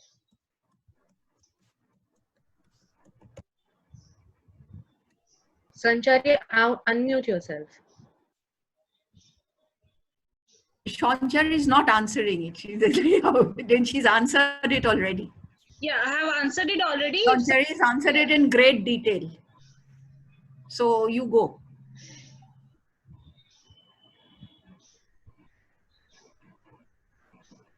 You're muted right You're now. still muted, by the way. Sorry. Yeah. So what I'm going to show is more about, it's not about what to do right now. It's basically what Shreshadi has said and Shanchari has said, and they have spoken at a great detail of what needs to be taught right now. My presentation is more about how that can be done. And it's more with children because I have worked with children, so I do not have much experience with adult learning per se. But so speaking with children and talking to children and teaching them is a different ball game altogether. So that's what I'm trying to show, that how we can like navigate our way through it. So I don't know how many of you have watched Tare Zameen Par, but if you have, then you know what I'm talking about. So after Tare Zameen Par release, there was this great like publicity around how great a teacher Amir Khan portrayed. That he went and he's dressed like a clown and he danced around with his kids, and it was like totally supportive, and that was the role model that everybody should base their teaching on. So my question is to be or not to be like that. So I like now, because there's a paucity of time, I would have liked someone to actually answer that if they think that we should be or not to be like Nikum sir, but let's get there at the end of the slides.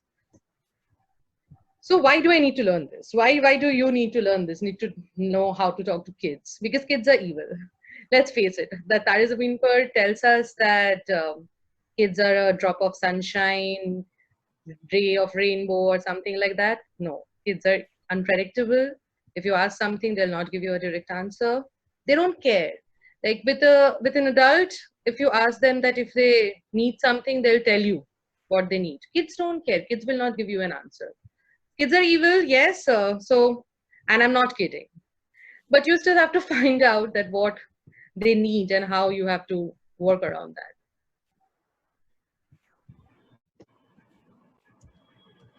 So yeah, how to speak to them. First thing first, when you're addressing a group of children and you want to know that what is their problem, how can you help, do not ask questions like what is your problem, or do you need anything, are you happy, are you sad.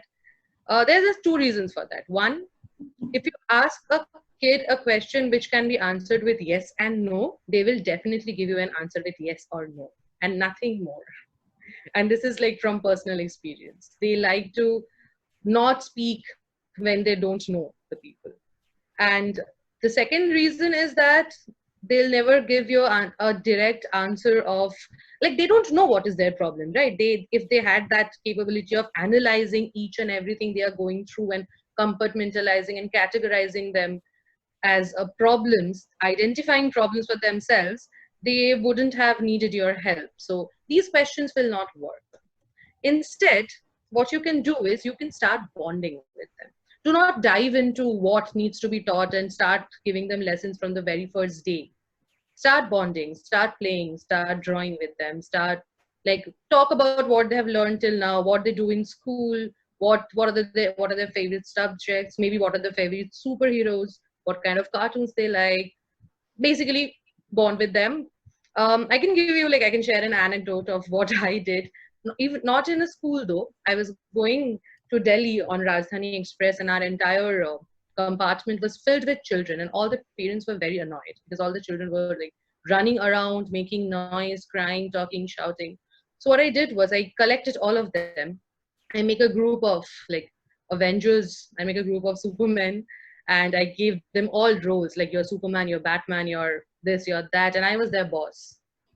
And then I was like, okay, now boss is saying whatever you have to do, you have to do.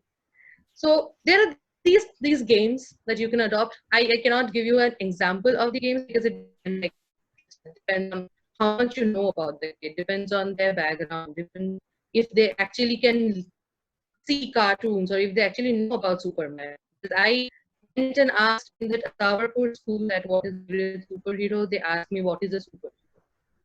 Then I said Shaktiman and they understood. So you have to like adapt. And also, this is very important. We often forget that it's not like they're kids, so they don't understand anything. They don't have opinions. They have opinions. They have very strong ones. Our opinion is a lot of times clouded by a lot of things people think. My opinion is not very popular, so I should be I should shut up. Kids don't think I should shut up. Kids don't think that.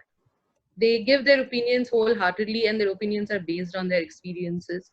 So even if you find something which you think is problematic, which you think that you should change that opinion, maybe they come from a situation, they come from a family where they have formed that opinion. Because in my experience in the government school I used to work in, all the kids, all the male kids used to say that ये लड़कियों को कुछ नहीं आता ma'am, दीदी ये लड़कियां तो ऐसे बस झगड़ा करती है, इनके साथ बैठना नहीं चाहिए, अलग बैठना चाहिए, like we should not sit with the girls, we should sit separately, girls cannot do anything. So of course you need to change that opinion, but never say that no, you're wrong. When the moment you say you're wrong, they become defensive, they don't want to learn from you. You should always think in terms of knowing, understanding where they're coming from. You ask, what do you think, why do you think that is right? And if you have to give your opinion, you give like an argument. You treat them as equal. You talk about how you think what is right and how they think what is right, and like let's have a dialogue about it. Okay, so now coming back to Tare Zameen Par, when now we assume that you have bonded with the kids, you know their names, their everything, they like you, you have a dialogue, you know how to talk to them. Now how should your surrounding, your classroom maybe, look like? So there are these 4 kinds of teachers that can be. This matrix is based on high responsiveness and high demanding. High demanding means what you demand from your students, and high responsiveness is how you respond to your students' demands.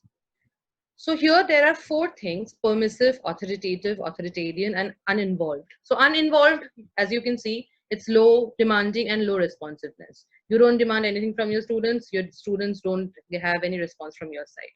So we all know that that should not be the case. Permissive is your response is very high, but you don't actually demand anything from the students. Like you don't have any expectations. You actually don't want to create any change of that sort. You just want to, like, let's be friends. So this is a very common notion which I want to break, that don't your students or people that you're like training, they are not your friends. Don't be friends with them. And I know this is a very unpopular opinion, and Nikum sir was a friend to their students, but that doesn't work in real life. Like, at least it hasn't with me. Maybe you can be a better friend than me, but don't think that you're their friend. You are their teacher, and of course you have to be friendly, respectful. Do not demean them at any point. Do not mock them. Like we have seen a lot of instances where teachers mock students on the basis of their physical appearance. They give nicknames like Motu, Chotu, things like that, or they call them out on the basis of like their poor grades. Maybe don't do that, but don't also be friends. There's a very subtle difference between authoritative and authoritarian, which you can see here. Both are high demanding, but authoritative is also giving back to the students. It's also high in responsiveness. And you can, I don't know if you can read the responses that is there. Like, they're responsive, they are reciprocal, they set clear standards.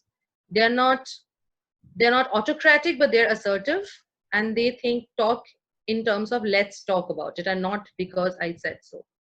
So this thin line should always be kept in mind. Like, you be authoritative, but do not go to authoritarian, and do not resort to punishment and rules and emotional distance. And what's wrong with punishment, we can look at here. So I think in all our school lives, we all now laugh about it, like how we have made to go outside the class, hold our ears and stand on the benches, something like that. So now in the learning management techniques, we have now introduced something, not we, I mean, people have introduced something called reinforcements instead of punishment. So what we do when we punish people is we add negative things to change your behavior. For instance, suppose this kid, here positive punishment, we have added something unpleasant. We are making him write, like we have also done this, write 100 times that it was your fault, something like that. So we are making him do this. The result is he's unhappy. He has written it was my fault, but he has not understood it. And there can also be negative punishment when you remove something which is desirable. Maybe you say that, oh, you're making so much noise, so you can't speak after this. Or you're making a mess around your classroom, so you can't be in the classroom, you go outside the class. Instant, like my suggestion would be, if somebody is making a mess around themselves, make them the monitor. Make them responsible for the entire class's mess. Like, that can be a positive reinforcement. So the difference between punishment and reinforcement is, in reinforcement, we do exactly opposite. We do not take away anything, or we do not introduce a negative thing. We add something pleasant. We give feedback that when they do something good, we say, great job, well done, high five. I have seen high five works a lot with kids. Like, they yearn for, like, oh, Miss will come and she'll give me a high five. So this is what is positive reinforcement. On the other hand, negative reinforcement is you remove something which is causing something wrong. Like if somebody is, if you have planned some lesson and you're very positive about it and you're very like enthusiastic about it, but you do not see a very good response from the class, you just should like do away with it. Don't take it in your ego that no, I have designed it, I have to like present it. That can be an example of negative reinforcement. Like this, bad smell, have a shower, bad smell gone. So you remove what is causing the problem. Style is very important. Style, I mean that different people have different learning styles. In our classrooms, we have never seen that teachers have like teachers at least acknowledged that we have different learning styles. Maybe I do not understand by a simple monologue from the teacher. I need some assistance, which is very important. And these are the various kind of learning styles which students can have and which you can use while you're addressing a problem. You can like see for yourself the visual, auditory, read and write, kinesthetic. I myself worked on kinesthetic for the past year. Like I have conducted, I and some of my friends, like 5 people in a team. So that's Project Prayog Shala. You can like, if you want, you can visit the website. I'll make it available, the link. There's also a Project Prayog book, which is there in the website. You can download it. There's a complete curriculum, how to go about it, how to instill learning by doing, classroom norms, discipline norms, activity list, everything is there. You can like, if you think that you want to do this learning by doing thing and you want to start from somewhere, you can go to that document. So these are the various learning styles. You can use charts, graphs, PPT, listening centers, books and text, everything. Yes, I know that there's a limitation that maybe everybody does not have access to tools where you can show visual charts, graphs. But I have also like, I have tried to make cards with help of piece board and a piece of paper and written on it. So you can start by doing something. I think that will also help. And that's about it. And I'll try to end with 2 things. One is addressing Chinmay's question that parents, yes, parents can be a problem. Like in my experience, I have attended a lot of PTA meetings where parents have come and said that I have given you money. Why my kid is not getting A grades every time? So it's a long process. You can teach kids, but you can't teach adults the way you teach kids. As Sanchari said, there are workshops, there are a lot of learning materials which can be made. But the problem lies in the fact that the intent, even if you design workshop materials, how you bring them into that workshop. So that was like, that is a long process, which maybe we can speak further about and we can come up with solutions to how to make the parents go to the workshop processes. And second is, yes, like I say, that is never enough. Even if I talk about so many things, different learning styles and positive reinforcements and negative reinforcements, as long as you're not inside the classroom and like 50 kids are shouting around you, you do not know how to do it. So these are just some pointers that maybe can help you to begin with, and then you can like develop your own experience. Thank you.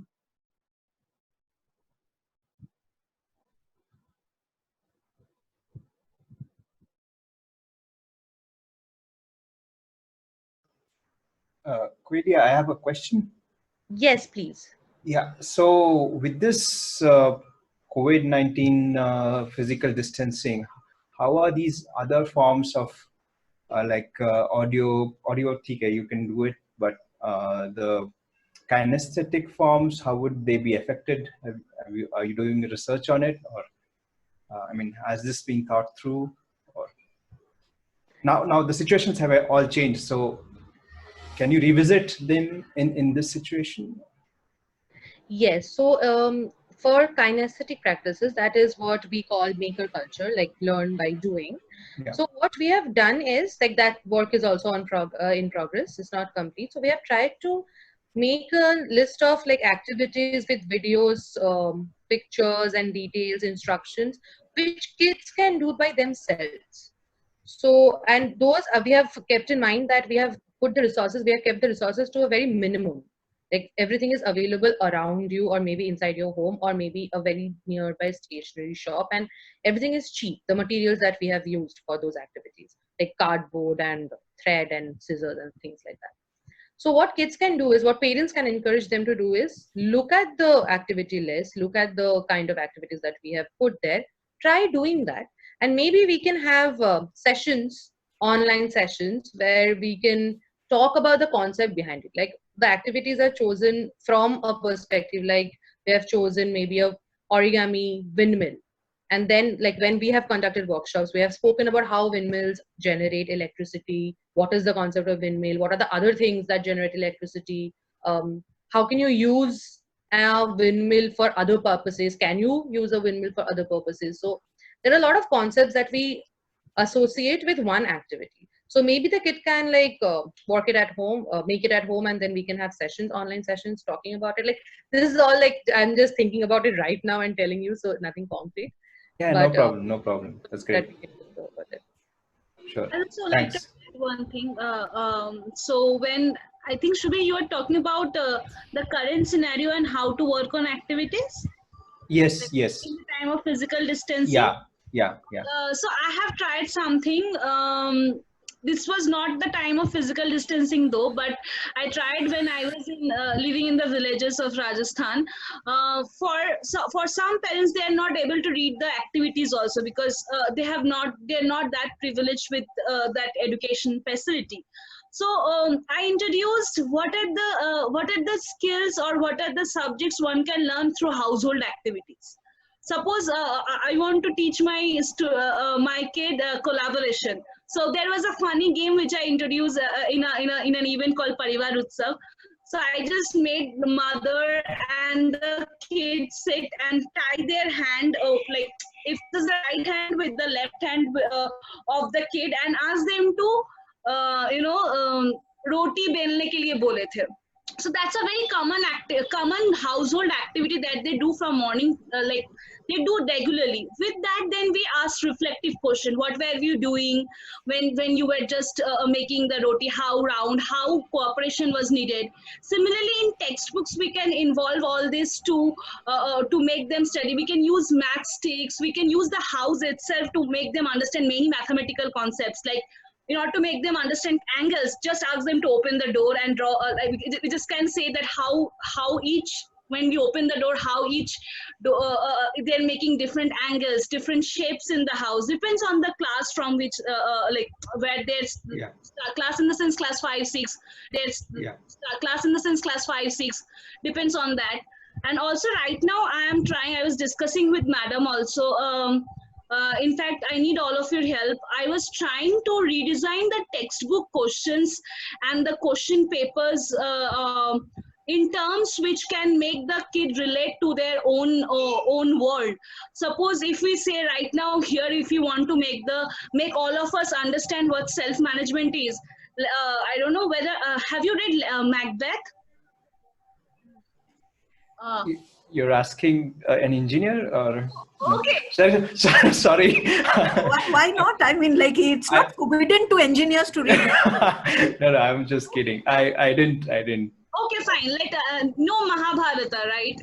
So, what if the Pandavas were more, like, were better in their decision-making skill when Kunti asked them to share their wife? Just asking this reflective questions for the people here who are working, who are acquainted with Macbeth, or just imagine how the full text would change if Lady Macbeth knew how to manage her own emotions. Would there be any sleepwalking scenes? So if we build such reflective question, it can be as simple as for a school going kid.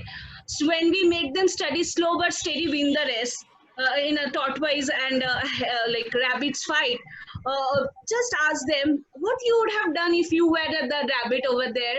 Will you hop like this? Can you make them act and do? Will you hop like this and run fast? What's the mistake that the rabbit did? So like this way we can produce reflective question, different activities. In fact, the different educationists are now working on redesigning homeworks, how to involve in this COVID-19, how to involve them with daily household activities, so that the parents need not to give extra time but simultaneously can make the kids learn.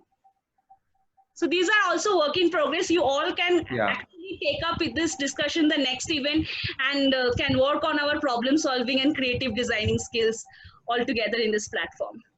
That's very nice, Sanchari. Thanks. One very important thing which Shubir has talked about in the chat box, I mean, is the fact that community radio, I don't know to what extent that is being used at the moment, but there is so much difficulty in various strata of society with respect to, you know, other digital platforms. Availability is difficult. Some people don't have television. Most people don't have smartphones. So, I mean, I really don't know at the policy level where that is, but I think this is very much more effective and accessible to a larger cross section of students rather than even television, I should think. I mean, that you guys will be able to say, but this hadn't even occurred to me. But the community radio actually helps in imagining a lot of things. If everything is boiled down to a digital screen, the imagination, I don't know, I have not Of taught course, yeah, kids, that's but true. Mm. There is a project by Piramal Foundation itself called Sathi. There we are using radio and television. No, but I think this needs to be, you know, broadened. And that's one thing. I don't know if Nahid is still here. Bangladesh has a very strong community radio community.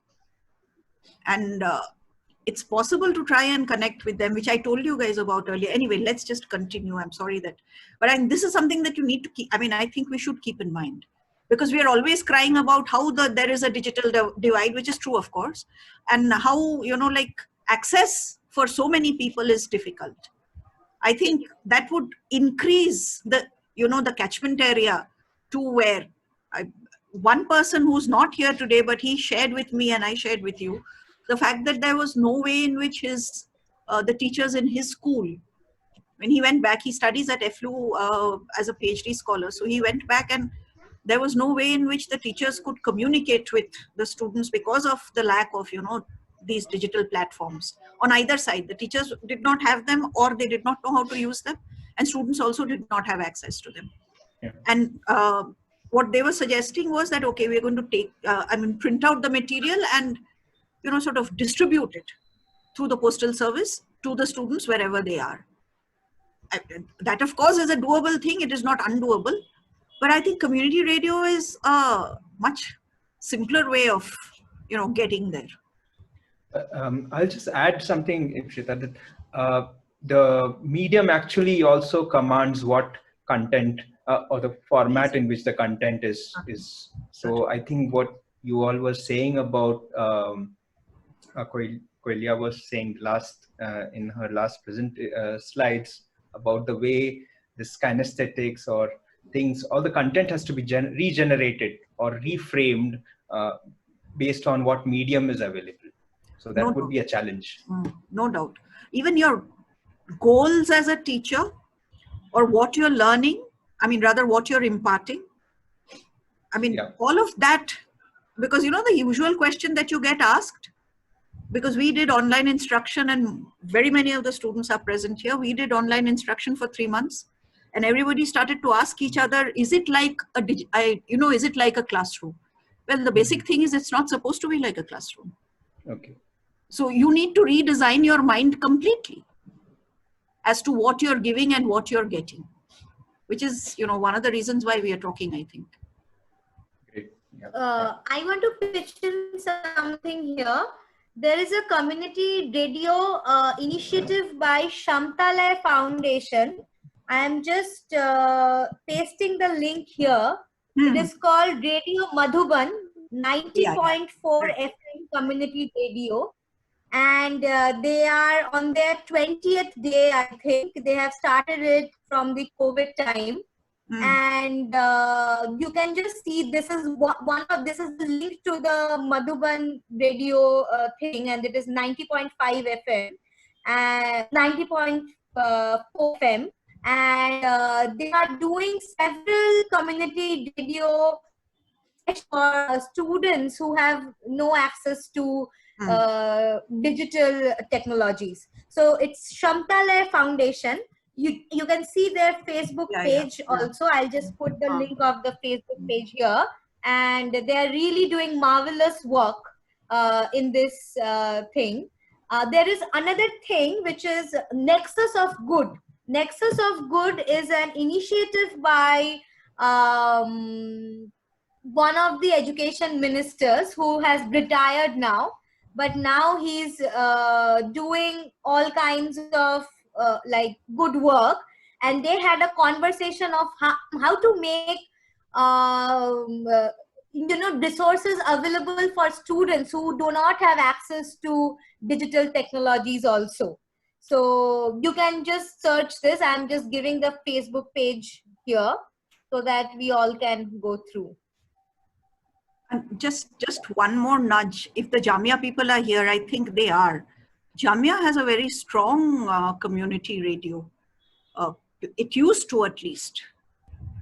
So I do see a couple of people from Jamia still here. So anyway, I think that's it. We can carry on, right, Siddhika? Yes, yes. So I think after this we have Smita with labor rights and gender-based violence. Hi, sorry to interrupt. Can I add something? Go ahead. Yeah. So I dropped a message in the chat box. We were talking about community radio, and especially ma'am pointed out about the policy side of things. So I just dropped a message in the chat box. There is this researcher, she's an academician as well. She researches on community radio policy, especially in the South Asian context. And if we can get her involved or we can ask her insights, I think it will be very beneficial. I'm a part of a media anthropology cluster, and I will be able to get her opinion on this. So, if just suggesting something out of it. Thank you for that suggestion. Do you want to say something about that, or should we continue? Over to you then, Smita. Okay, so I'll just start my screen share. All right.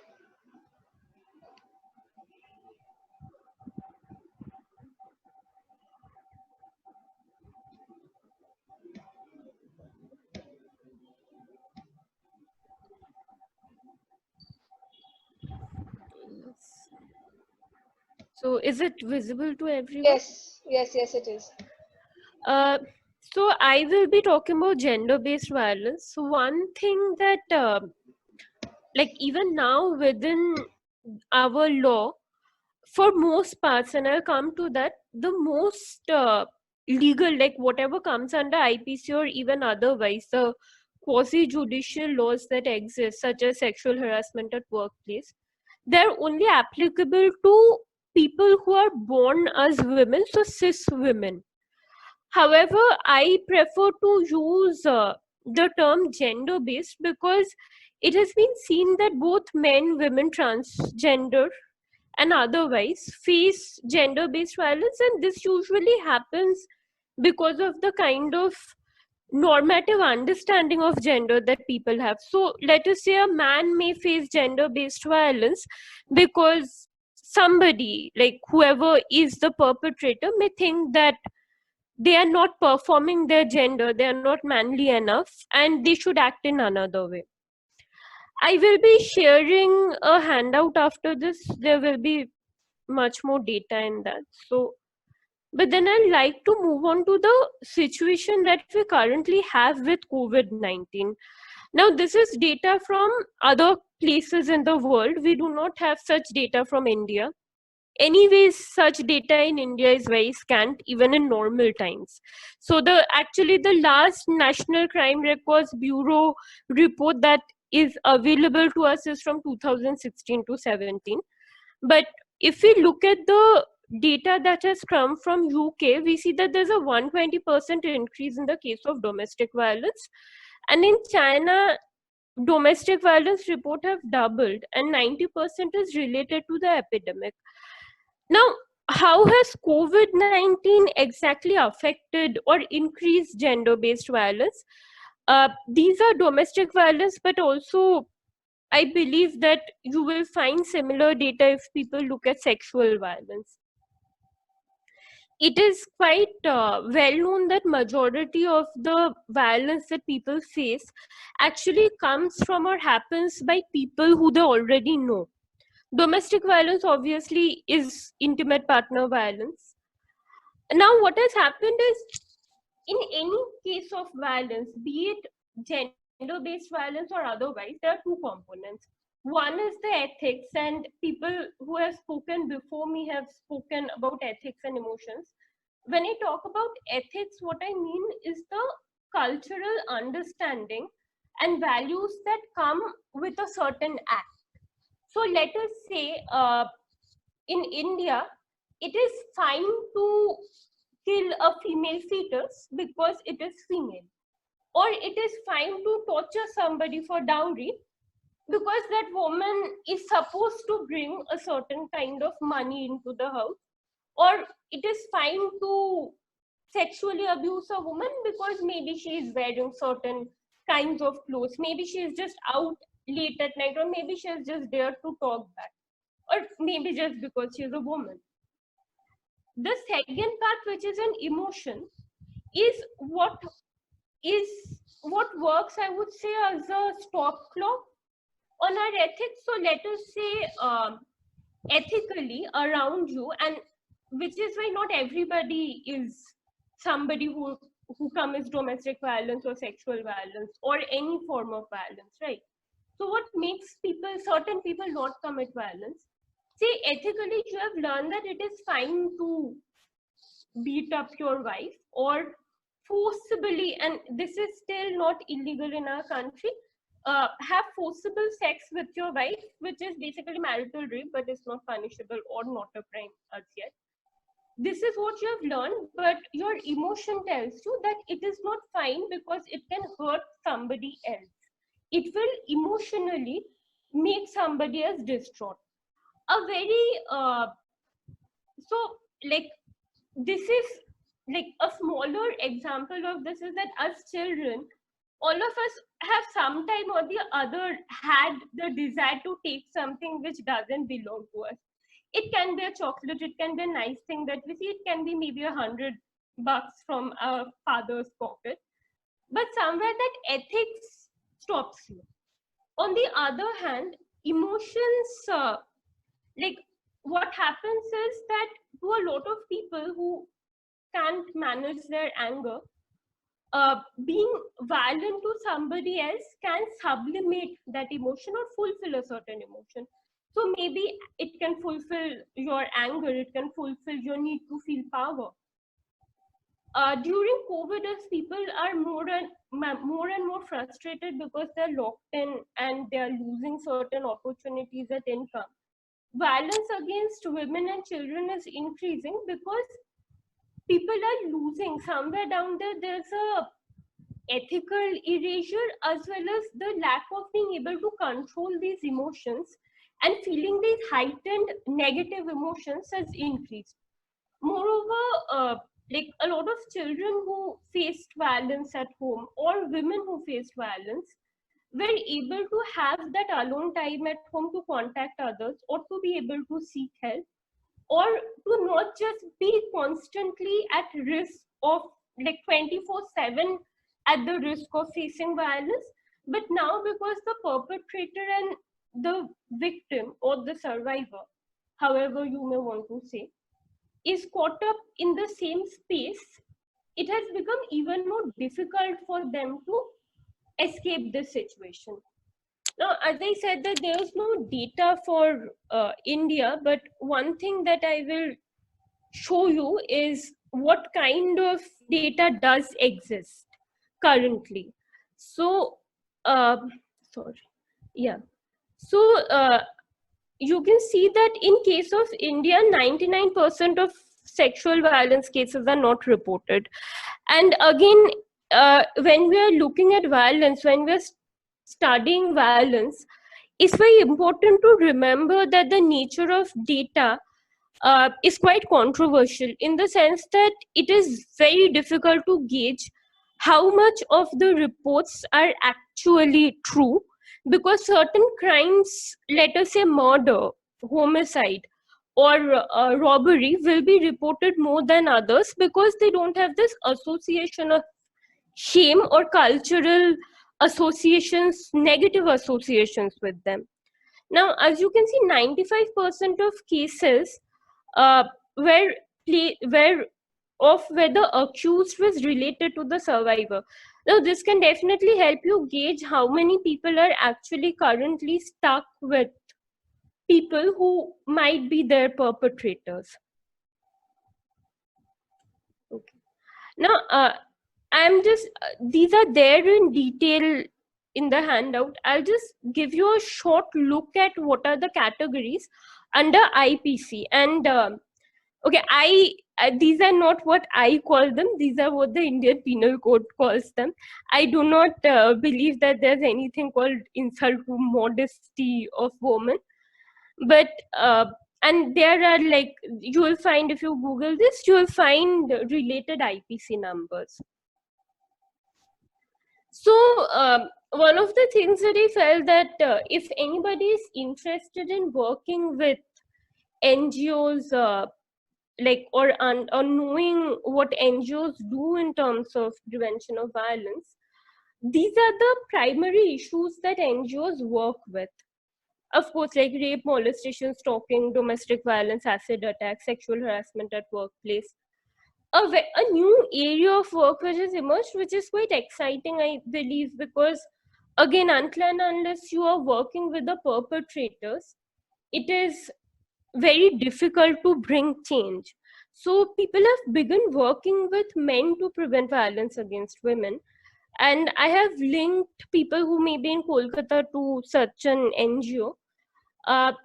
This is an area which has also been, like, recently much research has been done on this, and people are looking into this so that men who are themselves also, like, both perpetrators and victims of violence, can work into preventing this hand in hand with women.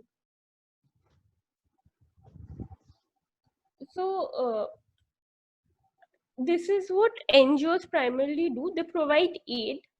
It can be physical aid such as shelter homes. It can be psychological aid like counseling. Legal aid is a extremely important area because most of the women or children who come to seek help, they do not have access or understanding of the legalities. Often people do not even know that what is happening to them is actually a punishable offense. And often, in fact, even perpetrators do not know that it is a punishable offense.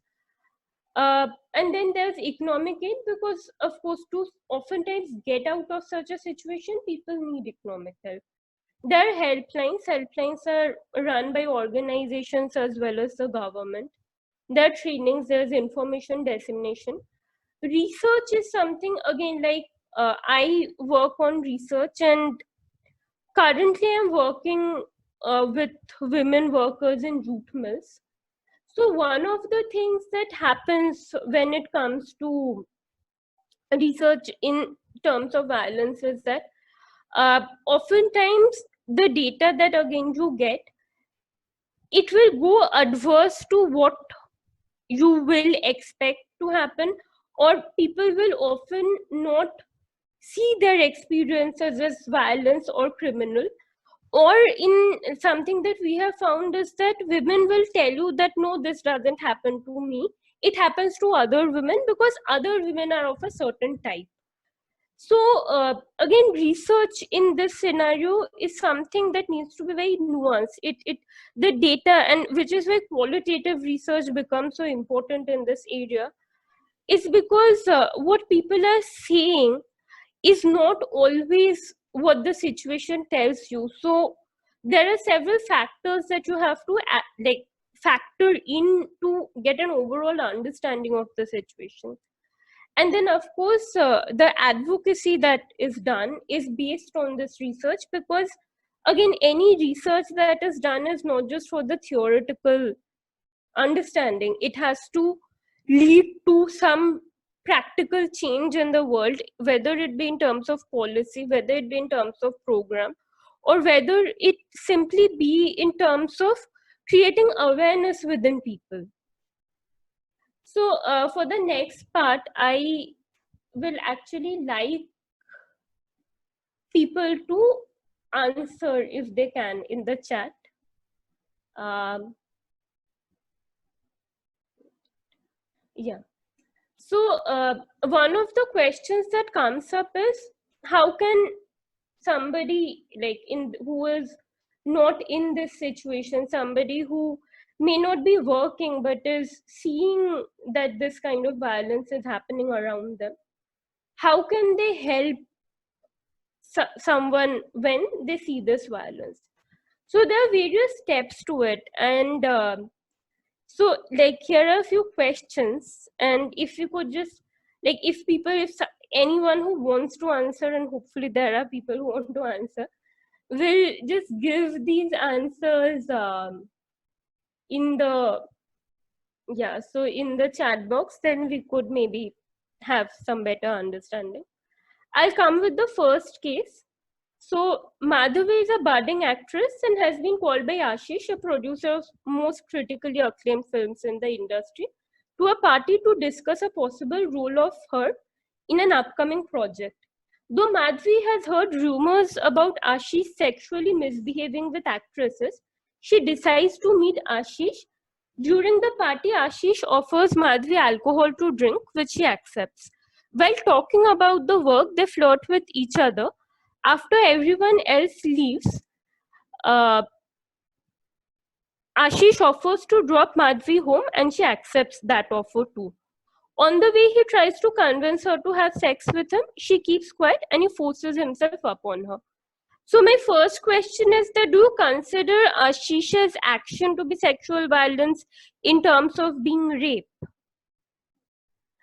Okay, can somebody tell me how can you open the chat box to see other people's replies?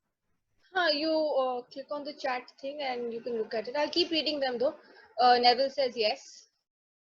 Okay. Shilpa also says yes. Okay. So everyone, for question number 1, everyone says yes so far. Okay, so also the second is on a scale of 1 to 10, how culpable is Madhavi for what happened to her? How much of it is her responsibility? Again, there's no right or wrong answer. Okay, it's just, I mean. Yeah, I'm waiting for the responses in the chat box. For the first question, Shilpa says forced being the operative word. It is act of sexual violence. Okay. Neville says 1 for the second question. Subir says 2 or 3. Okay. Ananya also says 1. Okay. So let's move on to the next question. So Jonathan. Sorry, continue. Okay. So Jonathan is in a live-in relationship with his partner, Amia, who is a female, just to clarify. Whenever they have an argument or Amia loses her temper, she hits him with various household items, including throwing glass tumblers and knives at him. He has been injured several times. Whenever he has said he will complain to his friends, Amia tells him that no one would believe that a large man like him can be injured by a woman who is so small. She sometimes forces him to have sex, though he is unwilling, and tells him that because he is a man, he should always be willing. Even though this has been the scenario for years, Jonathan doesn't want to leave Amia because he loves her and feels she will change. You can answer both of them together. Do you think Jonathan is a victim of domestic and sexual violence? And on a scale of 1 to 10, how culpable is Jonathan? Ananya says yes. Neville says yes and 1. Shilpa says yes. There are yeses. There are more yeses. Okay. And 1, how 2 or culpable? 3. 1, 2 or 3. 1, 0, 1. Okay. No one's gonna be on 3. Okay. So people believe that he's a little culpable. We will come to these things a little later. Okay. So now we are going to run through a case and a real life case scenario, and this can this is something that people can actually come across in their lives. I believe that most people do. So Your friend Mariam studies in your class and you have recently noticed that she is looking withdrawn, physically ill, and sometimes has bruises. What do you do? Number one, ask her if something is wrong with her. Number two, tell your classmate or teachers that she is facing abuse, violence without asking her first. Number three, call a helpline for survivors or police without asking her first. Reply Answers? 1, 2, or 3. 1, 1, 1. Everyone says 1 so far. Okay.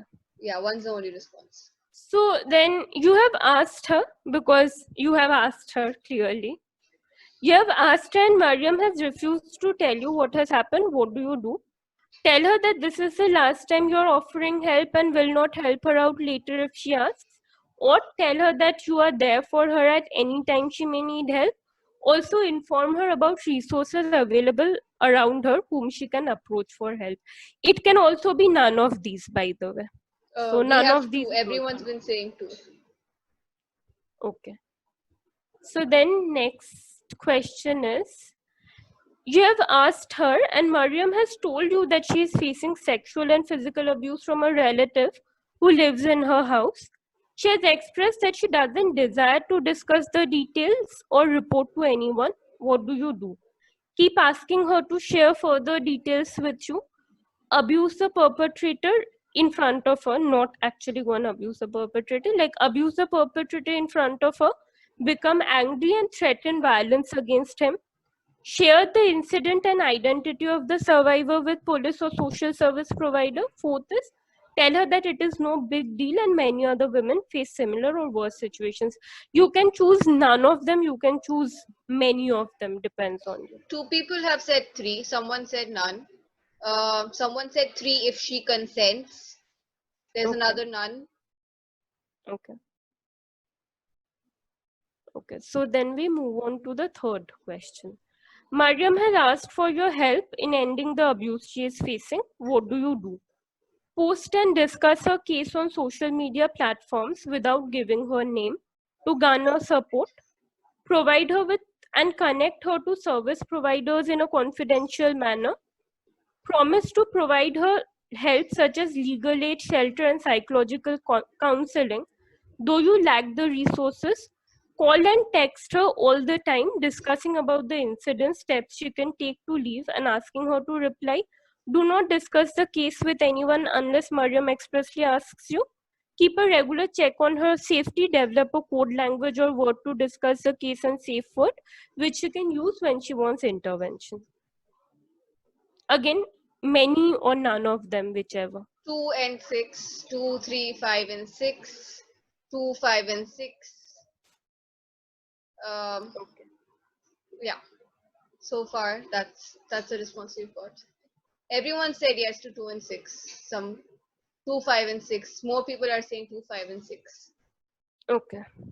That's the most popular one. 2, 5, and 6. And that is also the correct one.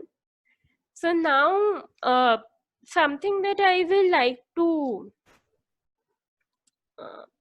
outline is that when, like, these are the 4 things that one should largely keep in mind when trying to help a survivor. One is understanding consent. Of course, everybody said that in none of the cases people were like really culpable. The maximum that we found was 3. What happens is that a lot of times when people are in violent situations, they tend to cognitively think about it in a manner which allows them to accept that situation. Because again, when it comes to intimate partner violence, and this is something that a friend of mine who is currently in this situation keeps saying, that uh, a lot of times when it comes to intimate partner violence, you have actually decided to be with this person and have taken that step. So there are a lot of cognitive reasoning that you give, even if it is, let us say, an arranged marriage in which this person is there. That person, like the first case that I told you about in my introduction, so Rosaline Didi, she had 7 children, and though her husband was violent, She did not have anywhere else to go. She did not have the resources, and she lives in rural India where it is not acceptable to leave the house. So several times people have, even when they can leave, it seems like they can leave economically, a lot of time cognitively they can't, because psychologically they can't leave the space. So hence psychological counseling becomes a very, very important and pillar of, you can say, when helping people who are facing violence. The second is respecting their experiences, wishes, decisions, and dignity. What this means is that I can tell my friend that you have to leave this situation immediately. Her decision might be that no, I will leave this situation once my child is 2 years old. Her decisions also come from her experience and a certain logic, though you should definitely keep an eye and intervene. And this is, again, there's a very thin line between understanding when to intervene to give safety and when your intervention can actually make another person unsafe. So respecting and understanding their wishes and experiences and listening, primarily listening, becomes very important. Okay, the third is maintaining confidentiality. I mean, this is my experience, and very recently this happened on Facebook, that somebody who was a minor had faced online, like, sexual harassment from somebody who is not a minor, who is a few years older than her, also in college. This girl is in school, and she, like, and she faced this and she reported it to somebody else who is a family friend of hers who is in college. And then this case, the family friend put it out there without her name.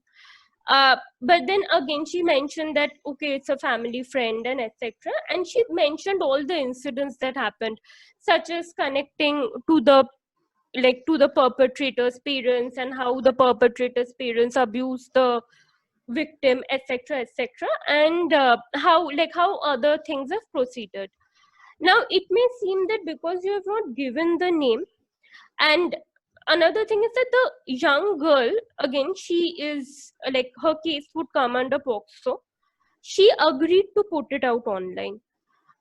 Something that I face very regularly in my work, and I do tell people, is that when you're deciding to put something online, there are two things that you must consider, uh, like, in terms of confidentiality.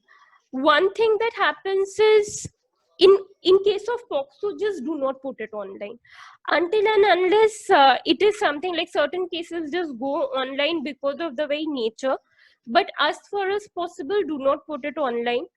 It is not fine. And what happens is that even though a lot of the information in the particular case that I was telling you about was masked, because she said that it is a family friend, and then in today's really and this young girl, this child did not want her parents to know. In today's very well connected world, people get to learn about things.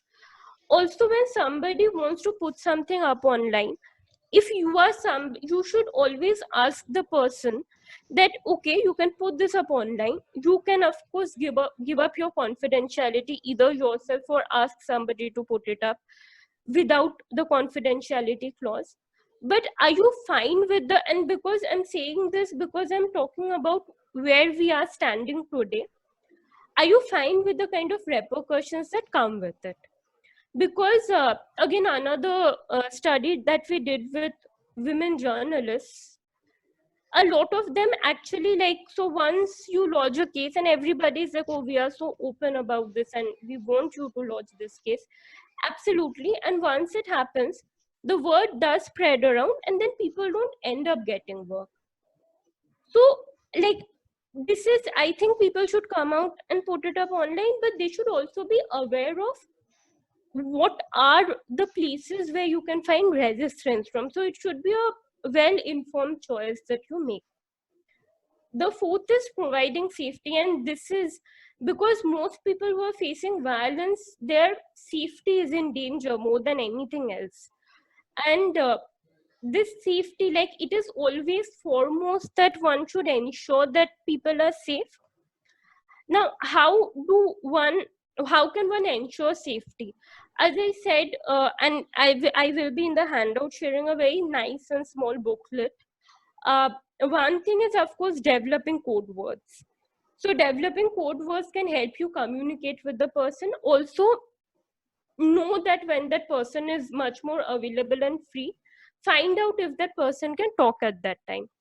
uh, in case you are in a situation where you are seeing that such a, like, a violent incident is happening in front of you and you have to intervene, uh, try to de-escalate the situation. Again, how to de-escalate a situation is something that we can go into. We don't have that much time today. I have another small, like, PPT on workers' rights. But how to de-escalate a situation is something that we can talk about if people are interested in another workshop that we can do on violence. So always try to de-escalate the situation and get more people to support you and the person who is facing the violence, because it should not be that in trying to stop it you should yourself also become a victim. uh, Again, like a lot of these may sound a little contrary to people, I don't know. Like, I am going to, okay, thank you, and thank you for the safe space. So the most that we can do, even within our own capacity as people, is create a safe space for people. I will stop the screen share, and if there are people who want to ask questions, they can ask it here. Anyone with questions? Does any questions? If we don't have any Yeah. question, okay. Sorry, I came in late. Yeah, sure. Smita, does availability of more cases, just the general awareness of more, like what you were relating right now, more common articulation of these cases, will that help in people identifying what is the right, what's the right response, or what is the right situation, or if one is actually a victim, because that itself often is a very blurry line for some people? uh, Articulation of such cases can help, but I think, like what you're asking, there are three parts to it. One is for the victims to be able to recognize themselves as victims. It needs a certain level of awareness, and the awareness is not just legal but also cultural awareness, because these are things that we culturally learn and we grow up with. As far as other people are concerned, I think I have found that a lot of times using cases to help people understand what kind of responses will be better does help other people. So yes, articulation of more cases can be helpful. Okay, thanks. All right. Any other questions? If we don't have any questions, I'd like to hand over to Shrishta to conclude the session. Okay, so the other thing is that there is, like, because there was some interest in labor rights, I was asked to do a small PPT presentation on labor rights, but we are really running out of time. What I will do is I'll share my PPT and I'll share the handout here along with the gender-based violence PPT and the handout. And later, if you want, we can maybe take it up in another session. Yes. That sounds like a great plan. I just want to say something. It's just a clarification. I took a name of a project called Sathi, which is running community radio. I was just checking. I'm little unsure. I confused with some other project. So we have to check, and I have to come back to you. So I apologize. All right. Shrestha. Yes, she started screen sharing, so I think.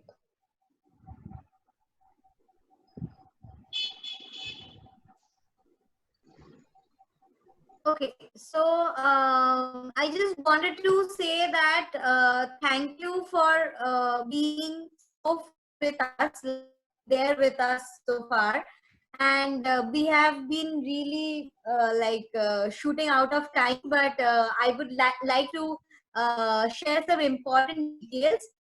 We have Facebook page. The link of it is also shared in the chat box. We would like everyone to be part of this Facebook page. And whenever you are getting into any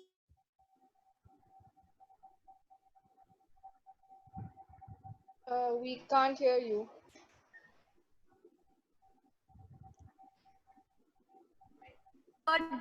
sorry, I got disconnected. All right. Yeah. So I was saying that please, if you are getting engaged in some project, please do share your stories on this Facebook page, which will become a very good platform for sharing the best practices, and others would also get motivated by your engagement.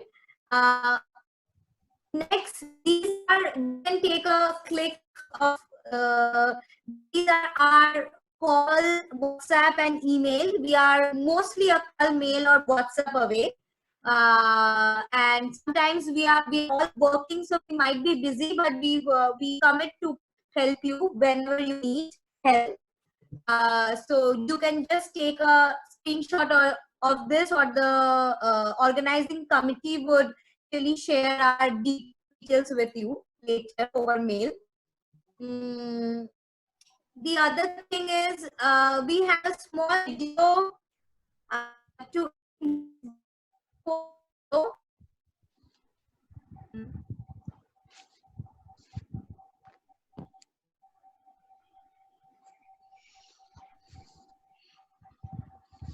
just a minute.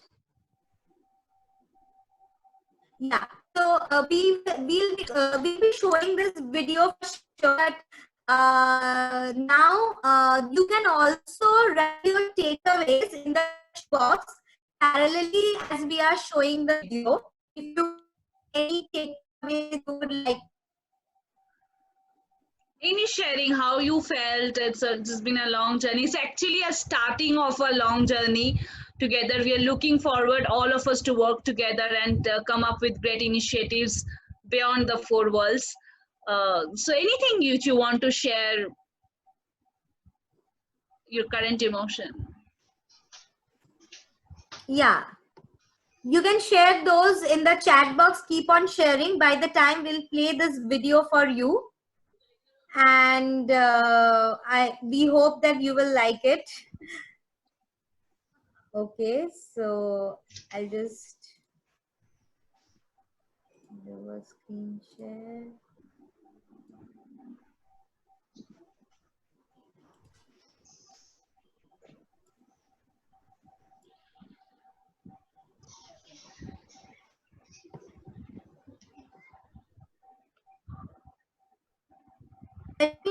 Here.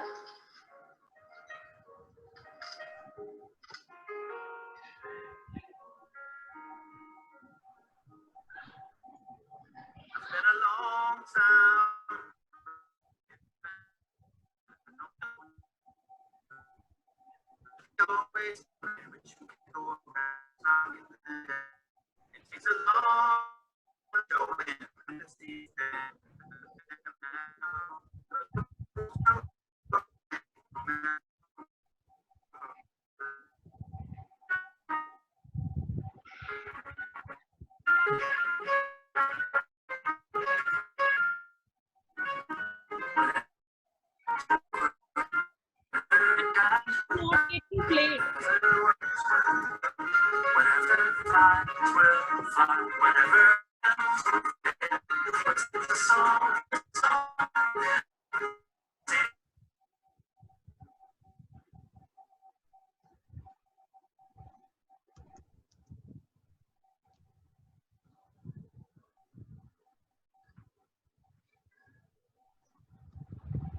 Um,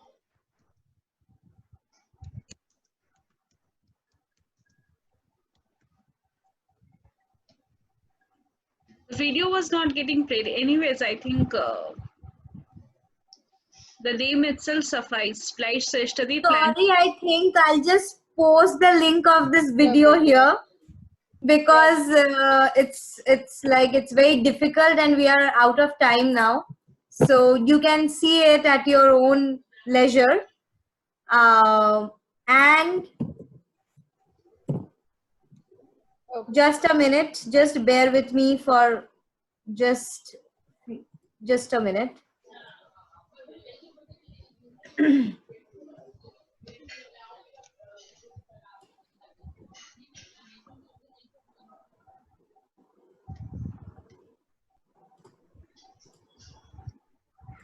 In the meantime, anyone wants to commit anything? Okay, it has started. That's okay. You can just go ahead.